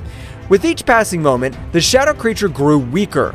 The light of hope began to shine in the corner of the cosmos that was once on the verge of destruction. The shadow creature, weakened by Awamo and Ewin's strategy, retreated into space, its distorted form twisting as the combined energy sphere continued to purify the darkness that enveloped it. In a desperate attempt to regain his strength, the shadow creature began to explore its surroundings, looking for an opportunity to turn the situation in his favor. My power is weakened here. I need to find a place where darkness prevails. While exploring, the shadow creature noticed something that favored him. His eyes flashed with malevolent anticipation as he discovered that this world was called Thraxus Nocturne because it was a planet plunged into shadows. The dark entity smiled malevolently as he realized that this planet could provide the darkness needed to revitalize his power. Ha ha ha ha! Thraxus Nocturne, a feast of darkness awaits me! With amazing speed, the shadow creature launched itself towards the planet, traversing space with great speed. Awamo and Ewin, aware of his intentions, followed closely, determined to stop any attempt by the shadow creature to plunge into the darkness of the planet. As the creature approached Thraxus Nocturne, the darkness of the planet seemed to intensify, as if responding to its presence. The planet's nighttime atmosphere shone with a faint luminosity, offering a fascinating contrast to the surrounding stars. Ewin, we must prevent the creature from being filled with dark power. If she succeeds, it'll be even more difficult to stop her. Understood, Awamo. We'll not allow the darkness of this planet to fall into the hands of that entity. The shadow creature descended on Thraxus Nocturne with a terrifying impetus. As she approached, the darkness seemed to take her in, enveloping her with a gloomy welcome. The shadow creature began to absorb the darkness of the planet, its twisted form vibrating with a new energy as it filled with the essence of Thraxus Nocturne. Ha ha ha ha! Yes, this darkness will strengthen me. Nothing can stop me now. Awamo and Ewin, wasting no time, headed towards the shadow creature, determined to stop its advance before it became unstoppable. The battle in the shadows of Thraxus Nocturne was about to take a very drastic turn. We cannot allow this darkness to completely corrupt this creature. We must stop her before she becomes invincible. Your previous strategy was effective, Awamo. Let's keep working together to counter his power. Deep in the shadows of Thraxus Nocturne, the intense presence of the absorbing shadow creature did not go unnoticed by the most powerful warriors on the planet. Turles, Bardock, Raditz, Frieza, and his brother Cooler felt the darkness increasing around them and, with a mixture of amazement and concern, headed toward the epicenter of the threat. Something's not right. The darkness in this place is getting denser. Whatever it is, we cannot let it threaten Thrax's Nocturne. Let's investigate. The warriors moved nimbly across the gloomy terrain, advancing towards the source of the darkness. As they got closer, the atmosphere became heavier, as if the shadow itself wanted to resist their advance. The darkness is different. I feel a strange pressure. I'm not afraid of the dark, but this is unusual. Cooler, stay alert. Understood, Frieza. Let's find out what's going on. Suddenly, a wave of dark energy erupted before them, revealing the shadow creature that was absorbing the darkness of the planet. His twisted figure and malevolent aura were as evident as the threat he posed to Thrax's Nocturne. Warriors of this planet, his darkness feeds me. Soon I will be unstoppable. We won't let you destroy Thrax's Nocturne. Get ready, creature. The warriors went on the attack, each unleashing their unique power against the dark entity. Turles unleashed his evil aura, releasing bursts of destructive energy. Bardock channeled his Saiyan fury into powerful blows, while Raditz and Cooler coordinated their attacks to create a symphony of destruction. Frieza intensifying the struggle. This creature doesn't know who he's up against. Your resistance is useless. Each blow only increases my power. The shadow creature, powered by the darkness of Thrax's Nocturne, absorbed attacks with defiant ease. Each impact seemed to strengthen rather than weaken it, plunging the warriors into the disturbing reality that they were facing an enemy that fed on its own darkness. It's not working. He's getting stronger and stronger. We need to change our strategy. We can't let it absorb all the darkness on the planet. While the warriors struggled to find an effective strategy, the shadow creature, with its distorted laughter, continued to absorb the darkness, becoming more and more powerful. The Battle of Thrax's Nocturne's survival was at its most critical, and the warriors knew that they had to find a solution before the dark entity became invincible. The dark aura released by the shadow creature enveloped the warriors of Thrax's Nocturne, gradually weakening them. The warriors struggled to stay on their feet as the entity's malevolent energy infiltrated their bodies, obscuring their vital forces. This is it. Too much. I can't let that defeat us like this. The warriors, despite their bravery, were overcome by the darkness emanating from the aura of the shadow creature. At that critical moment, when hope seemed to be fading, a heavenly light pierced the shadows. Owamo and Ewin, the angels charged with protecting Thrax's Nocturne, arrived on the battlefield. The darkness emanating from this creature is breathtaking. We cannot allow it to take over this planet. Time to show these warriors how to fight true darkness. The angel spread his wings, and together with the god of destruction, they advanced towards the shadow creature, his presence radiating a luminosity that defied the malevolent nature of the dark aura. As it approached, the dark entities sensed the arrival of divine beings and turned to face the new threat. Ha ha ha ha! More insignificant beings. His light will be devoured by my darkness. Don't underestimate the power of light. Darkness cannot resist the true essence of creation. Owamo extended his hand, and a purifying light enveloped the battlefield, counteracting the dark effect of the creature's aura. Ewin, on the other hand, deployed the energy of destruction, creating a perfect balance between light and darkness. The shadow creature, for the first time, felt the pressure of forces that it could not easily absorb or resist. The conflict took a turn, and the battle became more intense as the angel and god of destruction faced the dark entity with a unique combination of light and destruction. The real struggle starts now.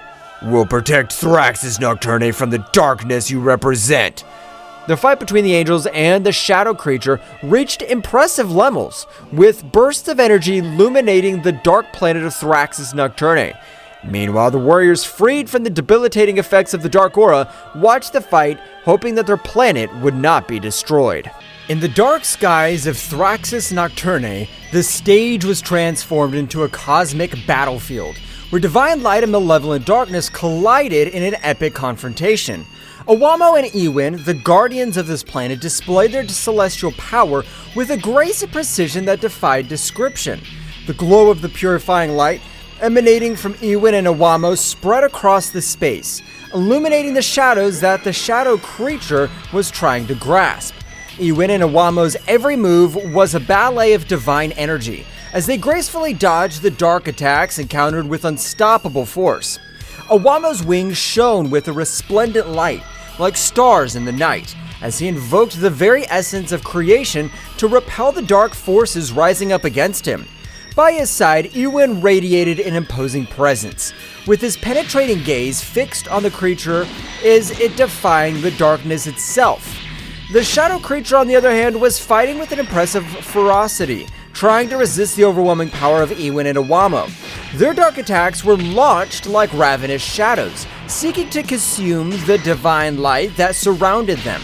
However, every attack was countered by the impenetrable force of Iwin and Awamo, who remained firm in their purpose to protect the planet.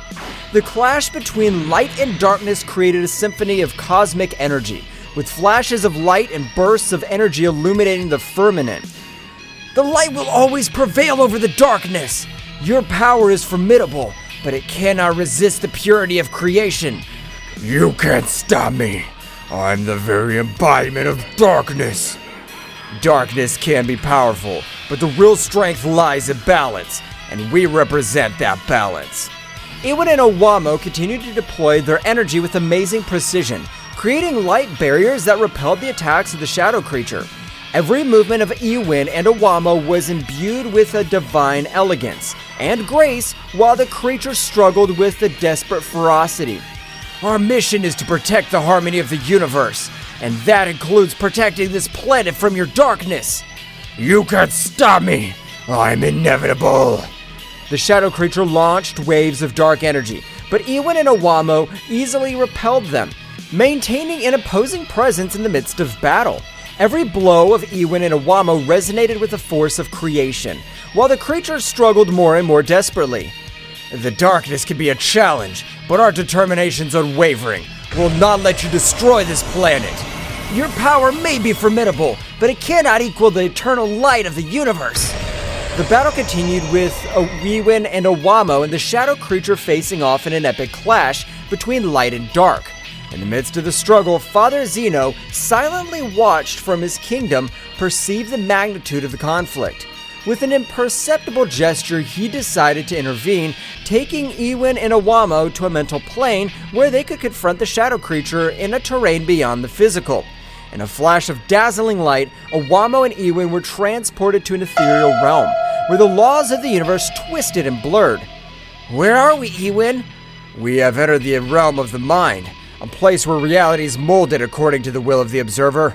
Here the real battle be fought in the deepest corners of our being. While Awamo and Iwin were transported to a mental plane by Father Zeno, the shadow creature continued its fierce assault against the warriors of Thraxus Nocturne.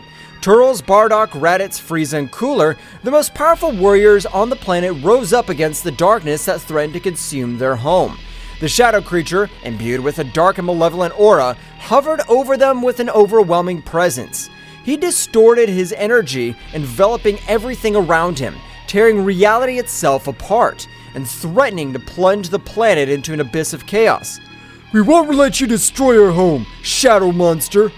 We, the warriors of Thraxus Nocturne, are not afraid of the dark. We have faced much greater dangers than you, creature. We will fight together to protect our world. The shadow creature launched a powerful dark attack towards the warriors, but they responded with relentless ferocity. Turles, his eyes shining with determination, unleashed a shower of destructive energy, summoning the very essence of nature to channel it in a torrent of energetic attacks.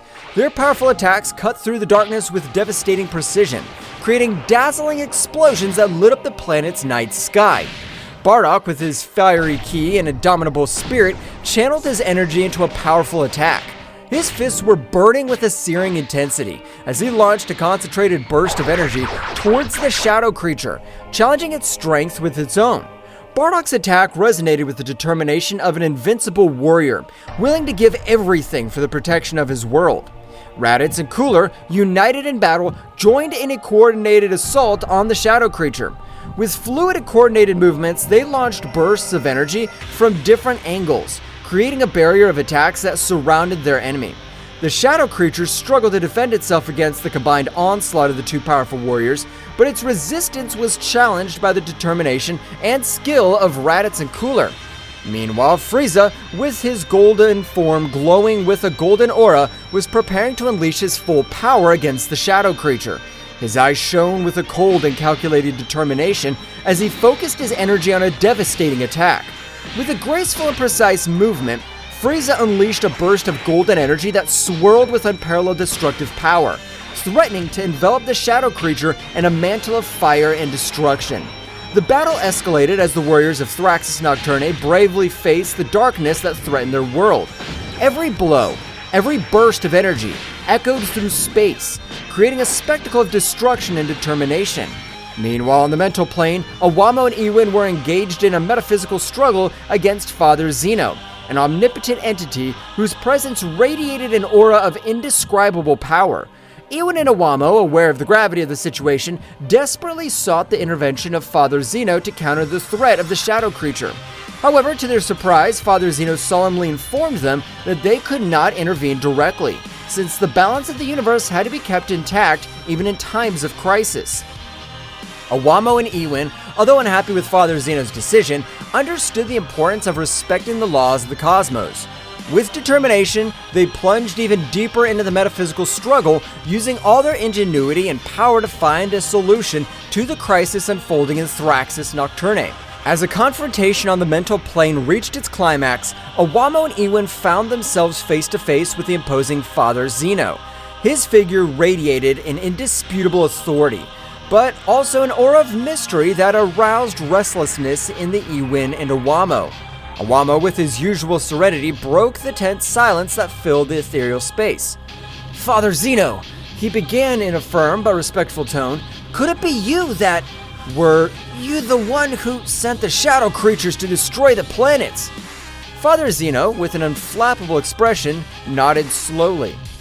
"I did it for the good of the universe," he replied calmly. Although his voice resonated with a power that shook Ewin and Awamo, sometimes drastic measures must be taken to preserve the cosmic balance. Ewin, with a flash of indignation in his eyes, could not contain himself anymore. "But that doesn't justify the chaos and destruction you've unleashed!" he exclaimed, his voice echoing with unshakable determination. "There are other ways to restore balance without resorting to violence and darkness." Father Zeno observed the god of destruction and his angel with a penetrating gaze, as if he were evaluating their words and their posture. "Your compassion is admirable, but sometimes it's necessary to sacrifice a few pieces to save the entire board," he said in an enigmatic tone. Awamo and Ewin exchanged determined glances. Although they respected Father Zeno's authority, they knew that they had to follow their own principles and convictions. With courage, they prepared to challenge the omnipotent being in front of them, willing to fight for what they believed was right, even if it meant facing the divinity itself. The air on the mental plane was charged with tension, as Awamo and Ewin prepared to face Father Zeno. Their divine auras collided in a show of titanic forces, as Ewin and Awamo prepared to challenge the supreme being in front of them. Awamo, with his heavenly book in hand, looked at Father Zeno with determination. "Father Zeno, although we respect your authority, we cannot allow you to continue with this destruction," he stated firmly. "We'll fight for peace and balance in the universe, even if it means standing up to you." Father Zeno, with an impenetrable calm, nodded in recognition. "Your courage is admirable, but you will not be able to stop me," he replied calmly. "The fate of the universe is in my hands, and I'll do whatever it takes to preserve its balance." Without further words, the battle began with a burst of divine energy. Awamo unleashed his celestial power, summoning rays of light that he threw against Father Zeno, while Ewin threw waves of energy with determination. However, Father Zeno showed impressive resilience, deflecting every attack with surprising ease. The fight went on for what seemed like an eternity, with Ewin and Awamo and Father Zeno trading punches and counterpunches in a cosmic dance of power and skill. Every movement was imbued with a supernatural force, while the mental plane trembled under the intensity of his conflict. However, as time passed, Awamo and Ewin began to feel the weight of their opponent. Father Zeno's power was overwhelming, and every blow Ewin and Awamo received weakened them even more. Despite their bravery and determination, it seemed that they were fighting against an impossible to defeat force. Awamo, panting from the effort, looked at his companion with concern. Ewan, we can't go on like this, he admitted sincerely. Father Zeno's too powerful for us. Ewan, though exhausted, nodded determinedly.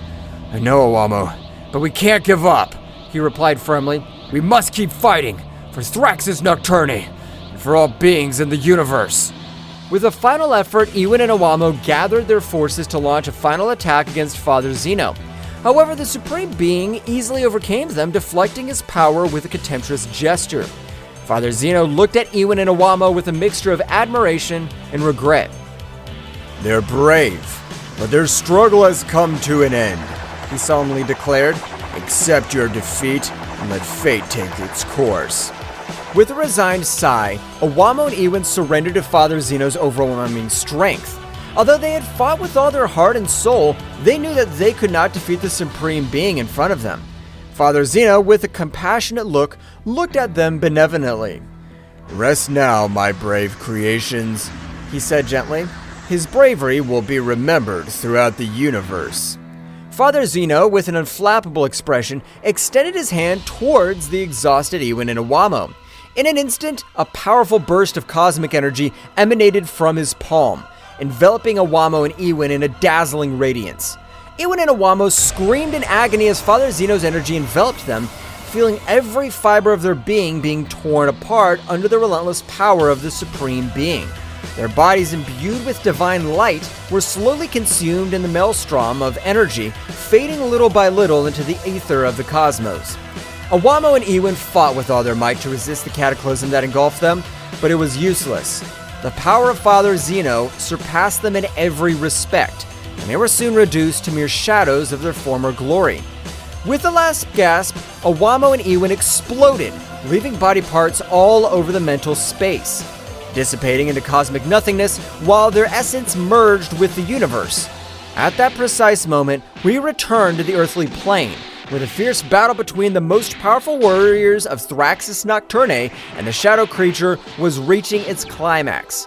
Bursts of energy and thunderous crashes echoed in the air, while Bardock, in the middle of the combat, glimpsed Awamo and Ewan, who were lying unconscious on the ground, enveloped in a halo of divine light. Surprise and dismay were reflected on the faces of the warriors, who momentarily stopped their frantic struggle upon realizing the situation. Bardock, his eyes wide open, watched in horror as Ewan and Awamo's bodies began to shake, emanating flashes of energy that increased in intensity with each passing second.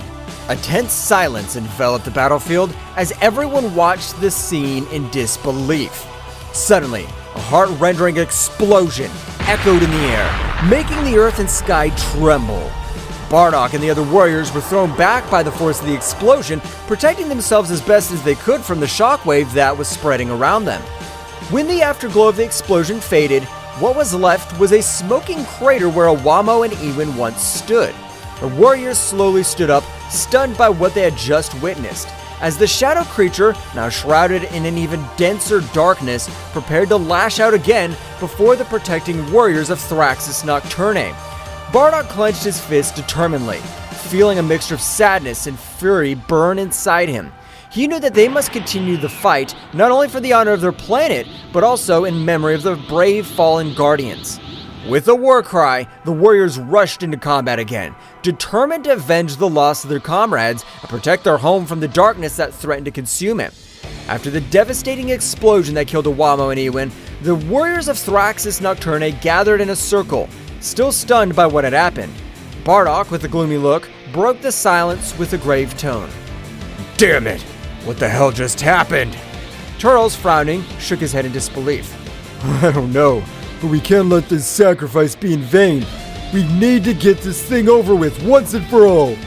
Raditz, with his fist clenched, furiously nodded determinedly. You're right! Awamo and Ewan gave their lives to protect this planet. We cannot disappoint his sacrifice.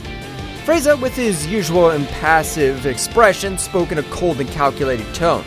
The death of Ewan and Awamo should not be in vain. We must unite and concentrate our efforts on defeating that shadow creature. Cooler, with a serious look, added determinedly, We are facing an unprecedented threat, but if we fight together, we can overcome it. Let's do it for the honor of Thraxus Nocturne, for the legacy of our brave comrades. Bardock nodded solemnly, his jaw tense with determination. So, are we in agreement? We'll fight together until the end and avenge our fallen. The warriors nodded in agreement, sharing a look of determination and unity. With their hearts filled with determination, they prepared to face once again the darkness that threatened their home. As the warriors prepared to face the shadow creature again, a fierce determination burned in their hearts. Turtles, feeling the energy of the battle, was the first to unleash his power. It's time to show them our true power! With a powerful scream, Turtles wrapped himself in an aura of energy. Her dark hair turned golden and her eyes shone with a dazzling intensity. The energy of the Super Saiyan emanated from his being, infusing strength and determination into his entire being. Raditz, inspired by Turtle's example, followed suit. It's my turn! With a burst of energy, Raditz's dark hair bristled, turning golden just like his brother's. His ki increased dramatically, emanating a commanding presence that filled the battlefield. Seeing the transformation of his comrades, Bardock also joined the fray. I can't stay behind! With a battle cry, Bardock unleashed all his power. His fiery aura enveloped him in a higher golden glow. His energy increased to astronomical levels, propelling him towards a higher form of his race. Frieza, observing the transformation of the Saiyans, did not want to be left behind. The time has come to show my true strength. With a burst of energy, Frieza transformed into his golden form of maximum power similar to 100% full power. His body radiating a golden glow. His power multiplied several times, turning him into an unstoppable force that rivaled the sunlight itself. Cooler, feeling the energy surrounding him, decided to join the fight with all his might. It's time to unleash my true potential! With a flash of energy, Cooler transformed into his metallic form, his body glowing with a metallic luster. His stamina and power increased exponentially, making him an invincible force that would defy even the gods. With their transformations complete, the warriors of Thraxus Nocturne once again faced the shadow creature with renewed determination and a power that eclipsed any darkness. In the skies of Thraxus Nocturne, the battle continued as the transformed warriors faced off against the shadow creature, a being whose dark power threatened to devour everything in its path. With each of the warriors unleashing their full potential, the cosmos trembled under the force of their epic showdown. The golden aura of Turtles, Raditz, and Bardock, combined with the imposing presence of Frieza and Cooler in their transformed forms, formed a dazzling spectacle in the night sky. Energy flickered around them, lighting up the darkness with golden and silver flashes as they prepared for the final showdown. The shadow creature, sensing his power of his adversaries, emanated a rumbling roar that echoed through the planet. His dark form seemed to twist and distort as he prepared for the final assault. It's time to end this once and for all! With a battle cry, Turtles lunged forward. His speed increased by his Super Saiyan form. The shadow creature responded with an onslaught of dark energy, but Turtles nimbly dodged it, moving with astonishing speed across the battlefield. Raditz and Bardock followed Turtles' lead, attacking with relentless ferocity. Their blows echoed in the air, each one charged with the strength of his determination and the desire to protect his home planet. The shadow creature's attacks were swift and fierce, but the Saiyans deftly dodged them, responding with even more powerful blows. Father, let's keep the pressure on this thing! We can't let it destroy our home! I know. We're not going to allow this monster to destroy Thraxus Nocturne. Our power is more than enough to end it. That's right! You taught us to fight with courage and determination! We'll not back down before this creature is destroyed! Take this! The shadow creature dodged Bardock's attack with agility, launching its counterattack with its sharp claws. Careful, Father! Don't worry about me. I'm more than ready for this. And take this too! Raditz's attacks hit the shadow creature hard, but it quickly recovered and counterattacked with a surge of dark energy. Damn, this thing's tougher than I thought. We can't give up now! Our planet depends on us! You're right. Let's show you what we're capable of. The two Saiyans launched into the air attack once more with renewed determination. Their blows echoed in the air, each one charged with the strength of his determination and the desire to protect his home planet. The shadow creature, although resistant, was overcome by the ferocity of the Saiyans. Turles, with his golden hair flowing behind him, launched a quick series of precise punches, each one carrying with it the power of his transformation into Super Saiyan. His movements were fluid and graceful, as if he were dancing around his enemy, dodging every attack with impressive agility. There's no escape for you, monster. Your darkness can't compete with the power of the Super Saiyan. With a battle cry, Turles lashed out at the shadow creature, striking with overwhelming force. Every blow resounded in the air, shaking the battlefield with its power. The shadow creature was fighting desperately, but its attacks seemed weak compared to Turles' ferocity. Meanwhile, Raditz and Bardock were continuing their assault on the shadow creature. Their attacks were coordinated and precise, each complementing the other in a deadly dance of destruction. The shadow creature found itself increasingly cornered, unable to cope with the combined might of the Saiyans. Come on, Father. We know we can stop this thing. I know, Raditz. Let's keep pushing until there's nothing left of this creature. With renewed determination, the two Saiyans redoubled their efforts, launching a series of devastating attacks against the shadow creature. Each blow echoed in the air, carrying with it the weight of his determination and the desire to protect his home planet. Frieza and Cooler were watching the battle intently from a distance, their cold gazes evaluating every move of the Saiyans and the shadow creature. As the fight intensified, they noticed with increasing concern how the shadow creature began to gain more strength, releasing a dark energy that threatened to destabilize this situation. It seems that the things are getting more complicated than I expected.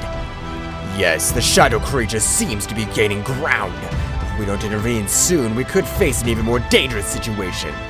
With a cold determination, Frieza and Cooler exchanged a glance before heading towards the battlefield. His presence made itself felt immediately. His overbearing aura flooded the area as they prepared to face the shadow creature. Looks like we need to intervene before things get out of control. I agree. We cannot allow the shadow creature to wreak more havoc on our planet. With surprising speed, Frieza and Cooler launched into action, deploying all the power in an effort to contain the shadow creature.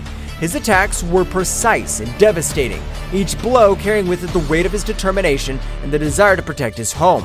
However, the shadow creature was not going to be easily defeated.